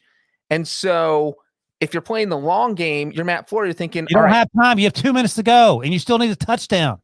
And if you get the touchdown without the 2, you still need a field goal. If you get the touchdown without the 2, you still have to get a field goal to win. Yeah, that's right. But guess what? You're right there at the 8-yard line. That's a touchdown and a field goal, which he's thinking we are going to have to make, if we do not get this, Buccaneers take the ball at the 8, we have to stop Tom Brady. If we get a touchdown and we don't get the 2, we have to kick off and we have to stop Tom Brady. If we kick the field goal, we have to stop. They had to get a stop no matter what. No, they didn't. If they scored a touchdown and get the 2-point conversion, we got to stop Tom Brady. Then they have to get a stop because it's a tie game and Tom Brady has the ball with 2 minutes left and 3 timeouts. I mean, he's not wrong. Here's my issue is this. Would you rather be tied with 2 minutes to go and Tom Brady has the ball, or down by but there's like a 5% chance of that happening. I bet it's more than that. And you have Aaron Rodgers. It's not like you have had Henne. To Breach's point, he is correct in that you have to get you either have to get a touchdown and a 2-point conversion, a touchdown and a field goal. Yeah, we know that. No one disputes that. You have to get a stop. Like, you have to get you're going to have to get a stop at some point. I'm not defending it. My issue with it is that it's a loser call. There's no other way around it. That's my issue with it, is that you are saying to your MVP winning quarterback, we're going to trust Mike Pettine's defense. Exactly. Year 2-4 been carved up by Tom Brady, the single greatest quarterback in the history of professional football, maybe the greatest athlete of all time. We're going to trust Mike Pettine to get a stop against Tom Brady. instead of trusting you to convert 8 yards. And Brenton, that is the end point here, because I think statistically that the field goal versus going for a touchdown that you might not get, we talked about that, how it didn't change your chances of winning that much. But what Aaron Rodgers is going to perceive this is, and why half the reason he's probably so mad, obviously he lost a close game, but because of the way this played out, he reads this as, this play call was, do you trust your offense more or do you trust your defense more? Do you trust your offense with your MVP quarterback? And Wilson, I know that's what you're saying. It's not Chad Henne, it's Aaron Rodgers. And that's how Aaron Rodgers is going to perceive this going in the offseason. He picked Mike Pettine's defense over me, who's going to win MVP. I had a career year. When you tried to replace me by drafting a first-round quarterback, I carried you guys this far. I've thrown for nearly 350 yards in this game, and you are going to pick Mike Pettine's defense over letting me have a play? He has every right to be livid. I mean, I was livid watching it. Like, what are you doing? You worked for September till what's today? The 25th now, January 24th. And the most important play of the season, we'll kick field goal. Go down by 5. Yeah, I mean, again, like, I think the only argument is that if you have to get the stop anyway. How far did the Bucs get? They didn't even get very far. I mean, I know they're running the clock out, but the point is, if they're down at the 20-yard line, you got a better chance than just tie the game. Well, they were at the 20. What are you talking about? After the field goal, the Bucs' next possession started at the 17. Yeah, my point is they didn't score. I said they were trying to run the clock out, but at least have an opportunity to give Aaron Rodgers a chance to score a touchdown, kick it off, and see what the defense can do, as opposed to let's kick a field goal and rely on Mike Pettin to not let them get 10 yards. Because what's happening is they were 45 yards on that drive. You know what's crazy is that yards. It was 3rd and 4. That's right. And if the Packers get the stop there and all of a sudden they get the ball back. And then it's like, all right, Rodgers has the ball. It's like Matt LaFleur outthought us all. It's amazing. Exactly. And then that was when the refs decided to throw a flag that, yes, it was definitely a holding call, but based on how they called the game, it was an interesting play. Here's an idea, Kevin King. It was Kevin King again, right? Oh, yeah. Don't pull Tyler Johnson's undershirt. Yeah, I mean, I get it. You had to throw the flag. The shirt stretched out like a foot and a half. It was very frustrating to see the Packers get a flag. I mean, the Bucs get a flag there that came in super late after, 58 minutes or whatever, 59 minutes of letting them play. And they let them play in this game. Yeah, I mean, we're at a huge advantage because their corners are way more physical. They were way more aggressive in terms of how they played defense. They were grabbing Packers receivers.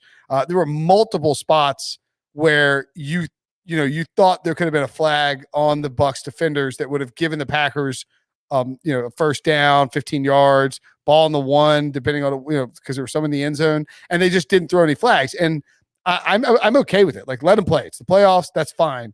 But it just sucks if you're a Packers fan and you see all of that and then that flag come in late. I'm fine with them calling it. Like Breach mentioned, I am too, but I'm saying the Murphy Bunting interception was a penalty. They didn't call it. Right, but that's a game-changing interception. Like, it should be. Well, you just said you're fine with them letting them play. I'm saying call that. I mean, call the Kevin King one to the end.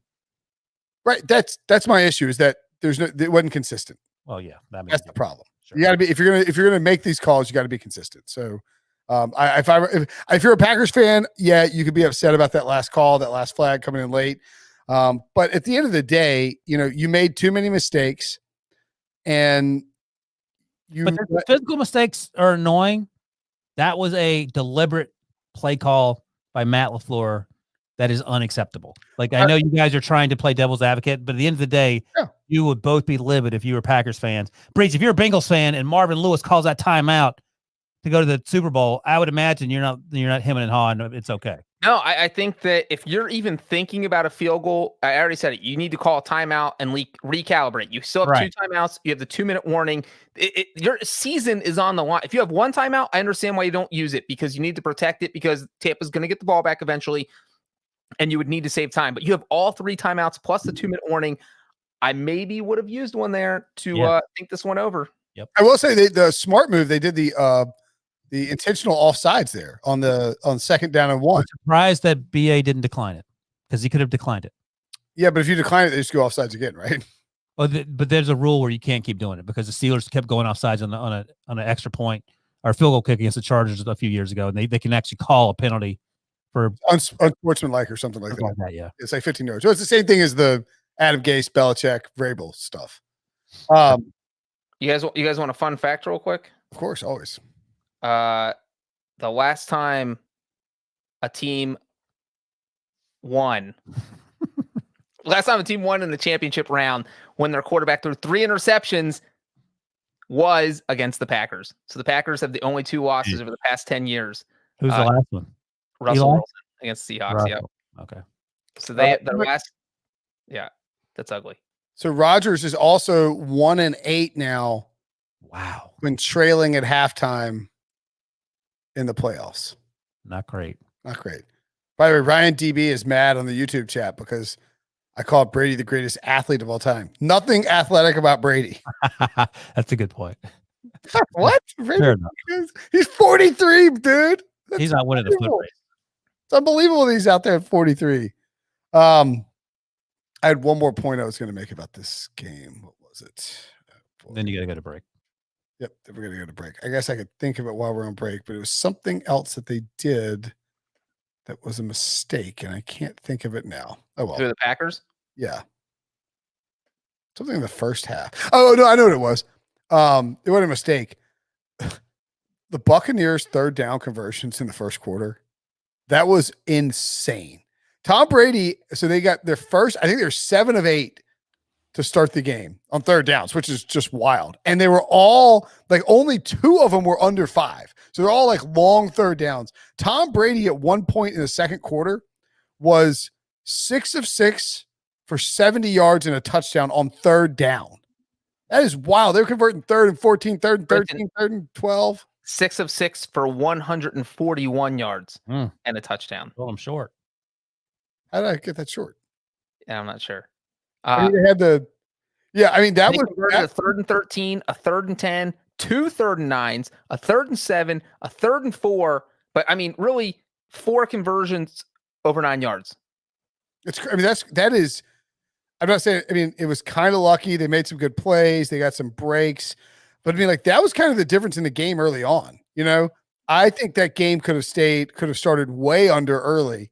And if the Packers get a stop on a 3rd down at some point early in that game, maybe they get the ball back and take it down the field. I do think Wilson's point about the defense, give them credit. They came out like they had juice to them, and you could see it, and they were flying. Baby.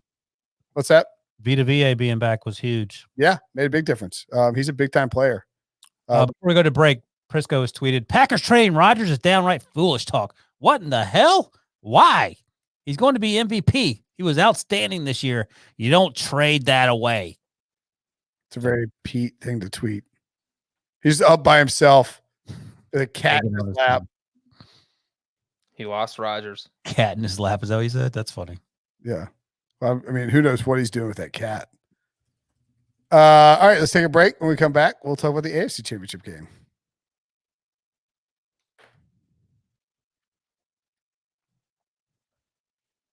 All right. So the Buffalo Bills ran into a wall. They got Mahomes and they got blasted. Yeah, crash test dummied. They got crash test dummied indeed. They lost 38-24, and that score is not really indicative of how close the game was because Buffalo tacked on some cheap points and screwed my second half under late in this game. They had they scored 10 points. No, excuse me, 9 points because they missed the 2-point conversion. They were down 38-15 with 7:41 to go after Patrick Mahomes hit Travis Kelsey for a touchdown. This was, I mean, honestly, this was, the Bills came out and scored 9 points just to start the game. Tyler Bass missed an extra point. They got a 9-0 lead, and I mean, Patrick Mahomes just did Patrick Mahomes stuff in the second quarter. It was bang, bang, bang. You blink your eyes, you look up, and the Chiefs are suddenly leading 21-9, and it felt casual. It didn't feel like there was any effort at all required by Kansas City. And like Mecole Hardman threw the ball basically in the end zone, and no one on the Chiefs cared. Like, it's fine. Been there before, and that's when they went up 9-0. The Bills scored the first 9 points. The last 9 points in between, they got rocked 38-6. It was really impressive effort by the Chiefs. But I mean, to your point, so the last 3 postseason games coming into this game for the Chiefs, they were down 24-0 to the Texans in the second quarter. They won that game, of course.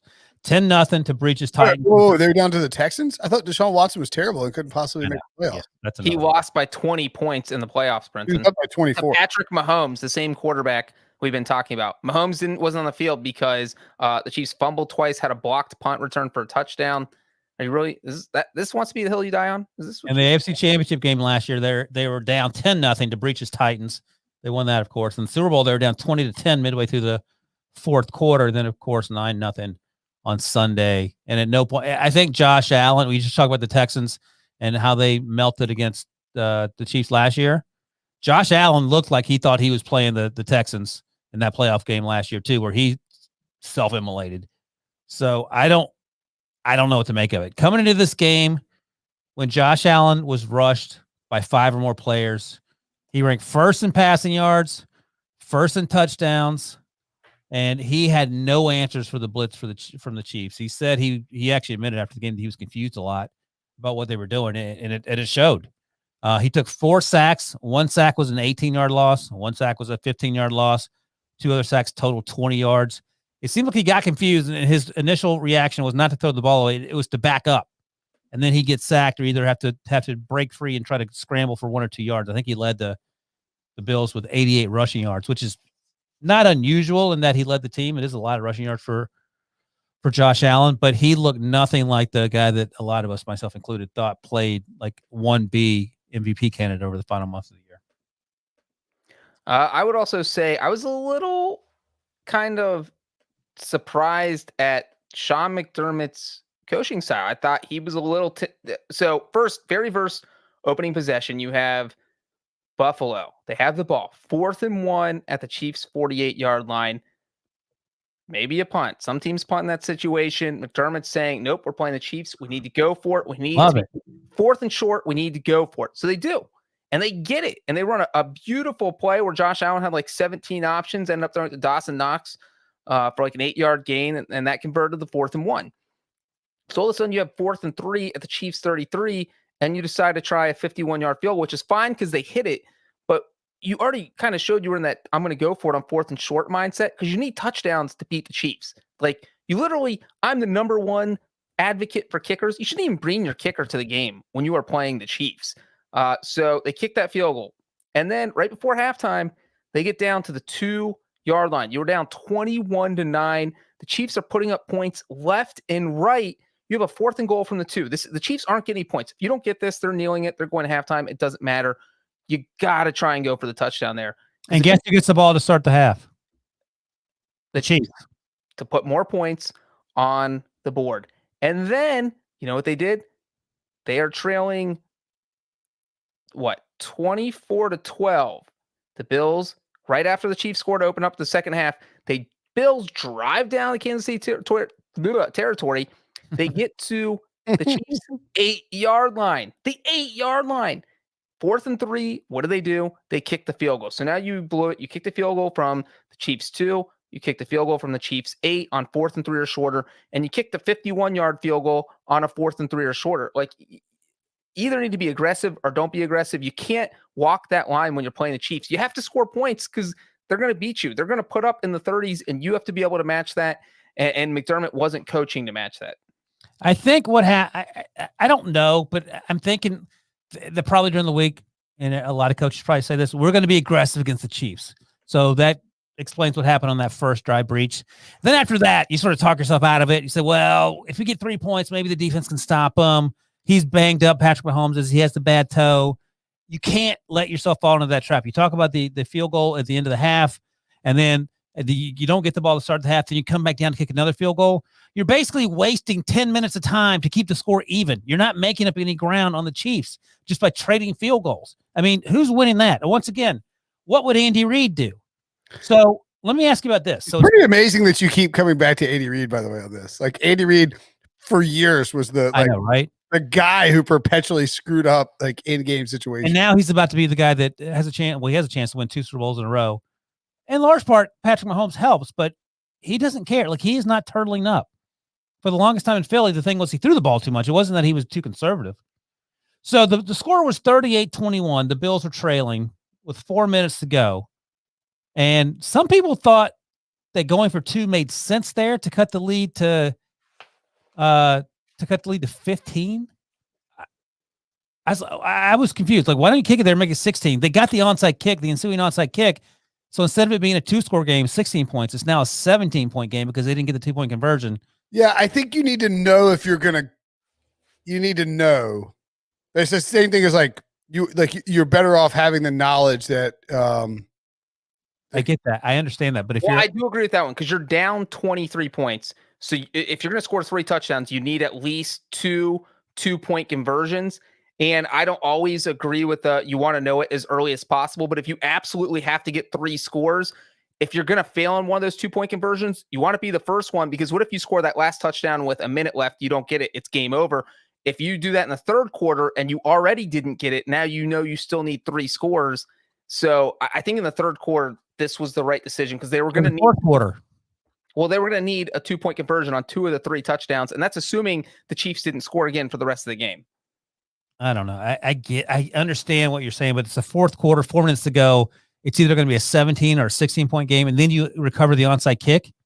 It's a 3-score game where you have the onside kick. Yeah, you know, because you missed it, the 2-point conversion. I think to your point, Ryan, what happened is that Sean McDermott is in this game against his mentor, against like the guy he used to work for, against Andy Reid, this sounds crazy, but Andy Reid might be the best coach in football right now. Not crazy. That's not crazy at all. Like just in this moment right now, Andy Reid might be the best coach in football, like better than Belichick this year. No, not for Belichick, not for their careers. This year, I said though, I would just right now. If you were like, you got to pick one coach to win one game. Yeah, I'll be taking Belichick, but Andy Reid has been. Do they both have a Mahomes on their team? Are we saying that the one talent has Sean Watson, the other one has Mahomes.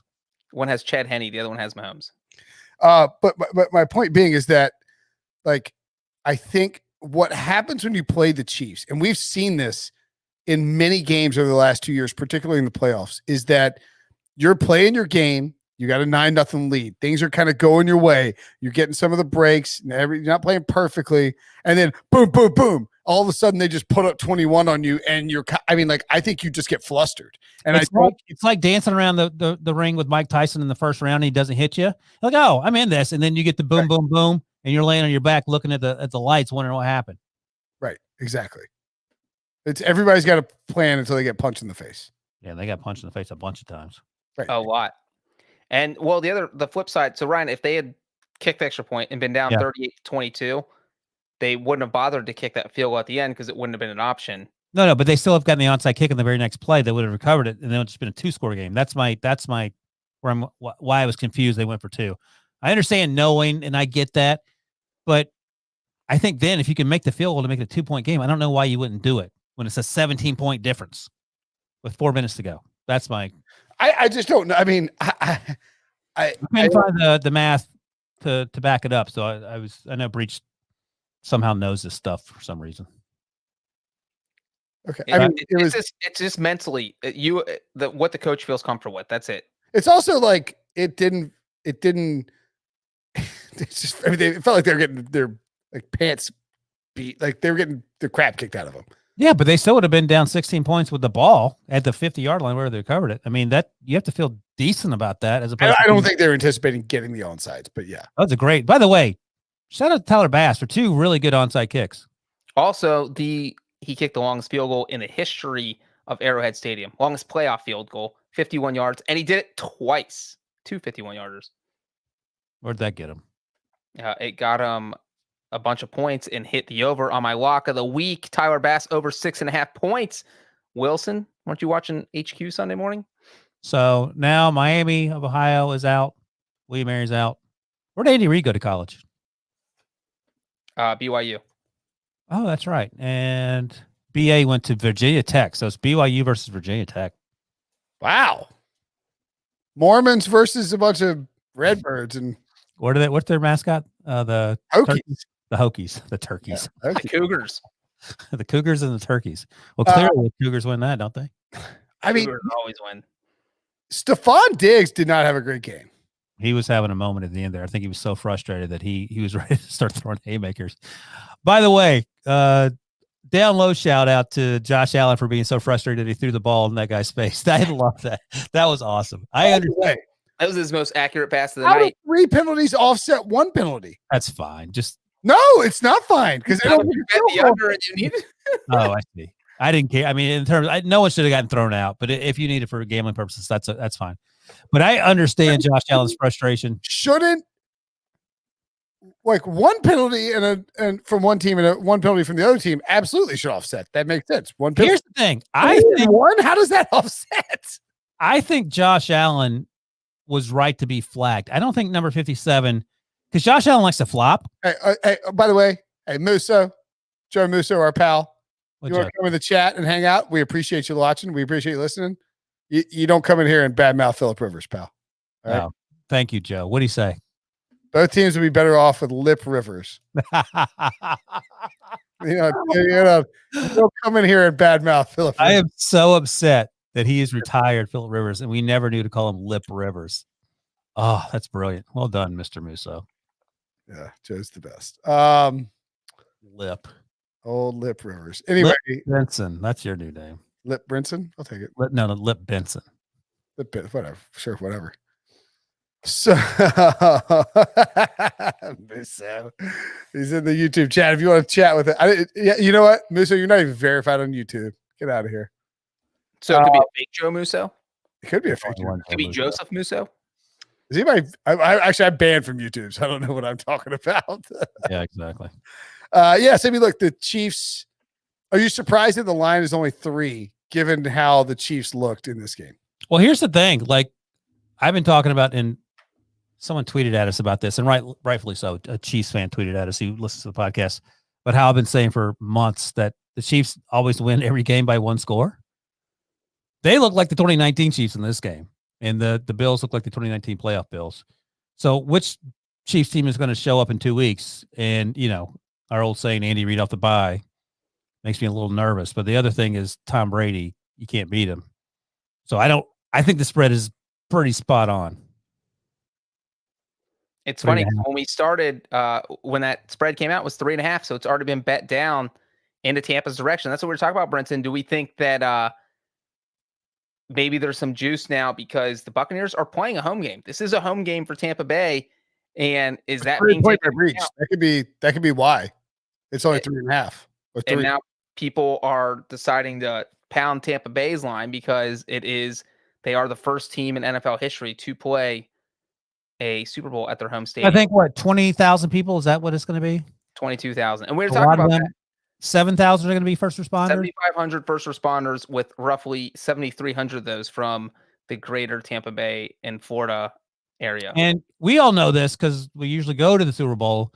But if you're Tampa Bay, and also if you're the Chiefs have to travel. But if you're Tampa Bay, you don't have to do any of the media stuff that starts on Sunday night before the Super Bowl. You don't have to stand around for 3 hours so people ask you stupid questions for 5 straight days. You're doing Zoom calls. You can do that at home in your underwear. And that's probably a lot less stress for everyone except Gronk and Brady, who've done it before, and to some extent Bruce Arians, who probably doesn't care either way. But I think that's a huge home field advantage that you're not really talking about, because no one thinks, like, fans during the week don't probably think about what goes on. I mean, the week is exhausting for us just because we're out of shape and have to walk everywhere to go to all these press conferences. But it's probably mentally exhausting for these players who aren't used to doing that. And as Danny Cannell pointed out on HQ, if you're a professional athlete, you're used to routine. That's the whole point of your weeks during the season. You know what happens on each day. And it's a weird week. And I think that advantage is sort of built in to the pandemic football this year by the fact that, virtually the fact that the Tampa Bay Buccaneers are actually playing at home. Well, I'll ask this though too, though. Like, don't you think the Bucs will probably get a team hotel? I don't know. I mean, maybe. I don't know what their routine. I would imagine they go like the night I guess before. not, because like the Chiefs aren't even flying in until Friday. The thing is, though, I don't know if it's going to be Are not flying in till Saturday, That's crazy. the day before. day before. That's So that's good for them too, in terms of like the media availability, just doing Zoom calls. yeah. There's not going to be any. Well, and that's the key is you get to treat it like a normal week because like you're talking about the Buccaneers really because most of those guys don't have Super Bowl experience where there is kind of the shock that comes with Super Bowl week, and you see it with the players. Like they got the bright eyes. Yeah. They're at media night, and they're like, "What are we doing They're all here?" they hold their phones out taking videos. I mean, they don't do that during a typical week. I'm giving them piggyback rides because we're doing scavenger hunt for the Pick Six podcast. Things are getting crazy, but they don't have to worry about that because, like you guys just said, you're doing Zoom calls the whole week, which you've done all season. It is literally a routine week, probably until you walk on the field. So this is as normal as any player is going to feel before the Super Bowl ever. Yeah, I mean, I have to imagine that. Like, although here's the thing, and I guess it's late enough for my family's not awake to hear this, but like, Oh boy. well, I mean, if you have to stay at home, like Tom Brady's used to going to a team hotel for a week, and you're holed up at a hotel and you're preparing in a different kind of way. And I'm not saying 20,000. He has a 20,000 square foot home. He can find a little private time to he's do got to it. deal with Antonio Brown's iguana farm that he moved into his house. Iguana farm. Is that true? Sounds Exactly. Exactly. The reason I had to ask. This is Brady's 10th Super Bowl, only the second time he has been an underdog. The other first one was time? the first one, obviously. Greatest show on turf was favored by. Yeah, I four. mean, I guess I'm just saying that like you're dealing with. I mean, Ryan, we've talked about this. Sometimes spouses of people in this industry don't treat your job as seriously as you would prefer. I don't think Brady has that problem. I would assume Tom Brady didn't have that problem, but like, his kid's like, Dad, will you play Switch with me? Or like, like, Dad, let's play some football outside. He's like, I got to really break down this film. I would assume they probably give him kind of a break because it's the Super Bowl. I'm just saying that like for somebody as regimented as Tom Brady, somebody is. Well, he made it work for 8 games during the regular season. He'll be fine. I'm just saying that it's a totally different setup than he's ever had for the Super Bowl. That's all. Probably in his favor. Now he can have Maybe liability stuff going on during the week. He doesn't have to worry about it. One fun fact and a quick trivia. Fun fact, first time ever that the two quarterbacks from the past 2 Super Bowl teams that won the game. I'm saying this all wrong. The 2 past Super Bowl winning quarterbacks have faced each other in the Super Bowl. Right. Yeah. And the 2 Past winners quarterbacks are facing each other in the Super Bowl. yes, That's crazy. it's crazy. And then number 2, Patrick Mahomes is the 4th quarterback to make 2 Super Bowls in his first 4 seasons. Ooh, is the 4th? 4th.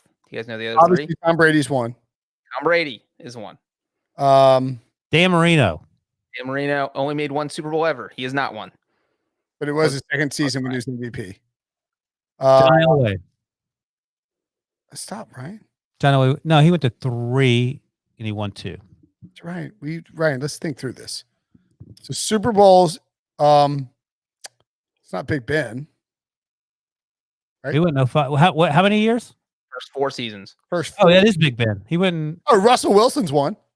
Russell Wilson, there's 3. 05 and 08. 08 was his 5th season. Dang it. Ben missed the cut. Sorry, Ryan. Yeah, he did. Because you don't have to win it, you just have to go. Just have to go. First 4 seasons. Is it somebody older? Is it or no? Tom Brady played against the 4th answer. Kurt Warner. Kurt Warner. Oh, that's pretty good. I got all 4. Wait, Kurt Warner. Oh, Kurt Warner did go. Yeah. Yes, Dan Marino, but that was all on Brinson. Yeah, I didn't help on that one. Good job. Yeah. And Brady also faced Russell Wilson, so he's been a big part of he's the chain that keeps all of this together. That's insane. So 4 guys have made the Super Bowl twice in their first 4 years. Tom Brady played against one guy. Tom Brady's first Super Bowl was against the first guy to ever do it. And now it's possible Tom Brady's last Super Bowl will be against the 4th guy to ever do it. It is insane. I mean, that is wild. This guy just keeps going back to the Super Bowl, which is why. By the way, Tuesday's episode, early Super Bowl betting preview. Kenny White, the great Kenny White, will be joining me to talk about it. But before we get out of here, we got to do winners and losers. If you're listening or watching in the YouTube or Twitch chat, leave your winners and losers in there, and we'll maybe we'll mention them or throw them up on the screen. You know what? I'm going to go first. Screw you guys. What? Tom Brady. Tom Brady's a huge winner. Actually, no one's gonna. What's that? No one's gonna take that from you. That's a layup. I mean, somebody was going to say Tom Brady, right? I can go in a different direction if you want. I wasn't. No, I already got mine. You guys won't guess mine. It's Matt LaFleur. Kevin King. Breach, what's your winner? Oh, I mean, Tom Brady's the winner because he's going for all the reasons we just named. We just talked about And maybe more importantly, he switched teams. I think, in my opinion, that he got tossed to the curb by the Patriots. That Bill Belichick said, I don't want to deal with Tom Brady. I don't think he can win a bunch of games anywhere else. I think he's going to go. Good, best of luck to you, Tom, but I can't be a year late on you. We're going to move on. We're going to recalibrate things in New England and re-kick the dynasty. Pats missed the playoffs, and Tom Brady is heading back to the Super Bowl. Even though it doesn't affect Bill Belichick's career, 100% there will be think pieces about Tom Brady making the Super Bowl. He's the first player to ever do it, first quarterback to ever start in his home stadium in the Super Bowl. I mean, unbelievable that they're doing this somehow. It's unbelievable.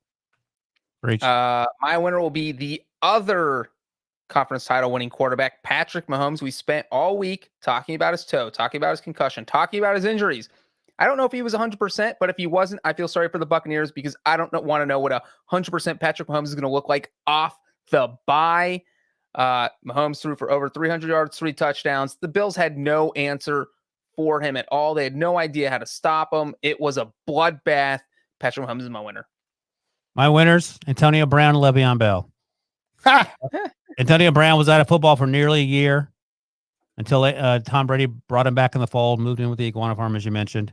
He's going to the Super Bowl. Le'Veon Bell took a year off, took less money to play for the Jets. He couldn't have had a worse experience in New York. Was making rap albums and jet skiing when he took his year off. He's going to the Super Bowl. AB has contributed something, but he hasn't necessarily improved that Buccaneers offense. And Le'Veon Bell hasn't really done anything either. Don't matter. One of those guys can have a Super Bowl ring in 2 weeks' time. That's right. A couple winners from the chat. Eric Bieniemy, that's a good one. Certainly, like the Chiefs' offense went off. John Legend's giving him shout-outs on Twitter. Russell Wilson? Is that winner or loser? Was it? I don't know if we all what? Did y'all happen to leave CBS on after the game? But Russell Wilson was a guest to the question that Breach was asking earlier. I would. Oh, right. That makes more sense. Well, Russell Wilson was just on the Late Late Show with James Corden. It was very bizarre because they, like Corbin does all these like zany skits and stuff. He was having Russell Wilson was in the back of a car with the window rolled down. Was it carpool karaoke? No. It's like something I've never seen. I don't know if you might have noticed me being distracted. And Corbin is over by this. His name's Corden. Look, I mean, thank you, Ice Bananas. He works at CBS. His name's James Corden. He's from Great Britain. Am I saying, is it Corden or Corden? It's like when people call you Benson. Yes, Corden. D as in David. Corden. Okay, I'll copy that one. I thought it was a B. All right. He kept saying it. I was saying Corbin. Okay, so Corden. I don't know. Whatever. I'll shoot him an email and tell him I'm sorry. So anyway, James Corden is having Russ is in the back of this car and he's riding around in a circle around this like hamburger stand out in like a parking lot. And the windows roll down and Corden is just bombing food and milkshakes into him. And he's trying to hit him as many times as he can. And Russell is I can't believe he's going along with this. He's completely coated in like French fries and chili and mustard and like it's soaking wet. And then afterwards, Corden comes over and dumps a strawberry milkshake on his face. And Russ is like, this is so great. He looked like he wanted to kill him. Did you actually hear any of this, or were you just watching it on mute? On my TV. I was like, was it on mute, or were you watching it with the sound, or was it on mute? It was on mute. Okay, that's a big, so you don't have context. I'll start my losers. That story.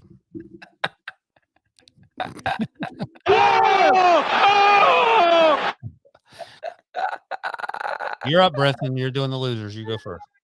Let me grab a loser from the chat.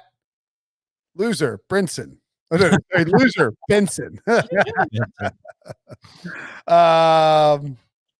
Let's see. I mean, I think you could. Ooh, I know. Folding table vendors in the greater Buffalo area.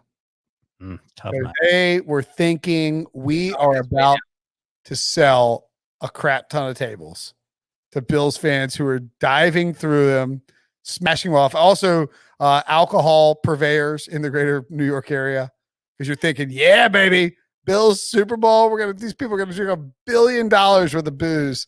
And instead, it didn't happen. I will say, Buffalo. I don't know if the shine feels off the Bills, like rising as a contender, but I do think that there's, in the same way that we talk about the Ravens and Lamar Jackson dealing with the Chiefs, it does feel like, man, like Buffalo, like, you're gonna have to figure out something to take it up a notch to get to another level past the Chiefs, because that just wasn't it. I mean, the Chiefs are just a different team than everybody else. Buffalo looks like they're legit. I mean, they're a viable contender. They're the best team in the division for a long time, but man, it's hard to imagine them just like dominating Kansas City in a head-to-head matchup. Breach. Wait, so your loser was what? It was a Bills thing. Just being the Bills fans or the Bills? Tables are the losers. People who sell folding tables in Buffalo. Wait, what? What's your loser? Well, I heard the whole story. Breach was going to take the Bills or Josh Allen or somebody. But I was going to take, at the beginning of the chat, what did someone ask? They said, Brinson, because I got my hair cut. They're like, why are we having a live chat with Matt LaFleur's brother? And so I am, of course, picking my fraternal twin brother as the loser. You are kicking a field goal. You have the MVP quarterback in the NFL in your back pocket on 4th and goal from the 8-yard line. You have two choices. You let Mike Pettine's horrible defense back on the field. It was gifted 3 interceptions by Tom Brady. Otherwise, they did not stuff the Buccaneers all day. Or you let your MVP quarterback go for a touchdown. Instead, you kicked a field goal. That wasn't even an option, and somehow that's what you decided. And you know what? It's whatever. If the analytics said it was an even decision, that doesn't matter, because what happened is you lost Aaron Rodgers' faith. You picked special teams. You picked the defense over Aaron Rodgers, and Aaron Rodgers was not happy. And now you have to deal with an unhappy Aaron Rodgers for the next, how long's off season? 6 months? Next 6 months. That's not good. That's not good. Kevin King would also be, somebody mentioned him. That was the loser. He's the loser. I think they dressed up a picnic table and put number 20 on it. Maybe that explains why Kevin King couldn't guard anyone. I mean, Kevin King, awful day. And he's a free agent, which is not great. My losers are conservative play calling. So to piggyback off what Breach said. So in addition to what he described, Matt LaFleur, also Sean McDermott's curious decision-making with kicking all those field goals. You're not going to beat the Chiefs by kicking field goals. You could kick 50 field goals in a game. You're still going to lose by 3 touchdowns. And the coaches who weren't conservative, turns out they won games. We know about Andy Reid and what he's done in all the season in recent weeks as well. And with Bruce Arians, dressed up like that. Oh, Joe Musso says he looks like he's dressed up like he's going to Coachella. That outfit he wears, which is a perfect description of what Bruce Arians is doing. But Bruce Arians going forward at the end of the first half with that bomb to Scotty Miller. Those are just the little things that come back and work out. Maybe it doesn't work out in that play. And as Breach noted, it'd have been a 4th down, game over, half over, 6 seconds to go. They got a touchdown out of it because the aforementioned Kevin King didn't cover anyone. So losers are conservative play callers. Please spend the offseason, NFL coaches, figuring out what you should do in critical situations. Call me. Call me.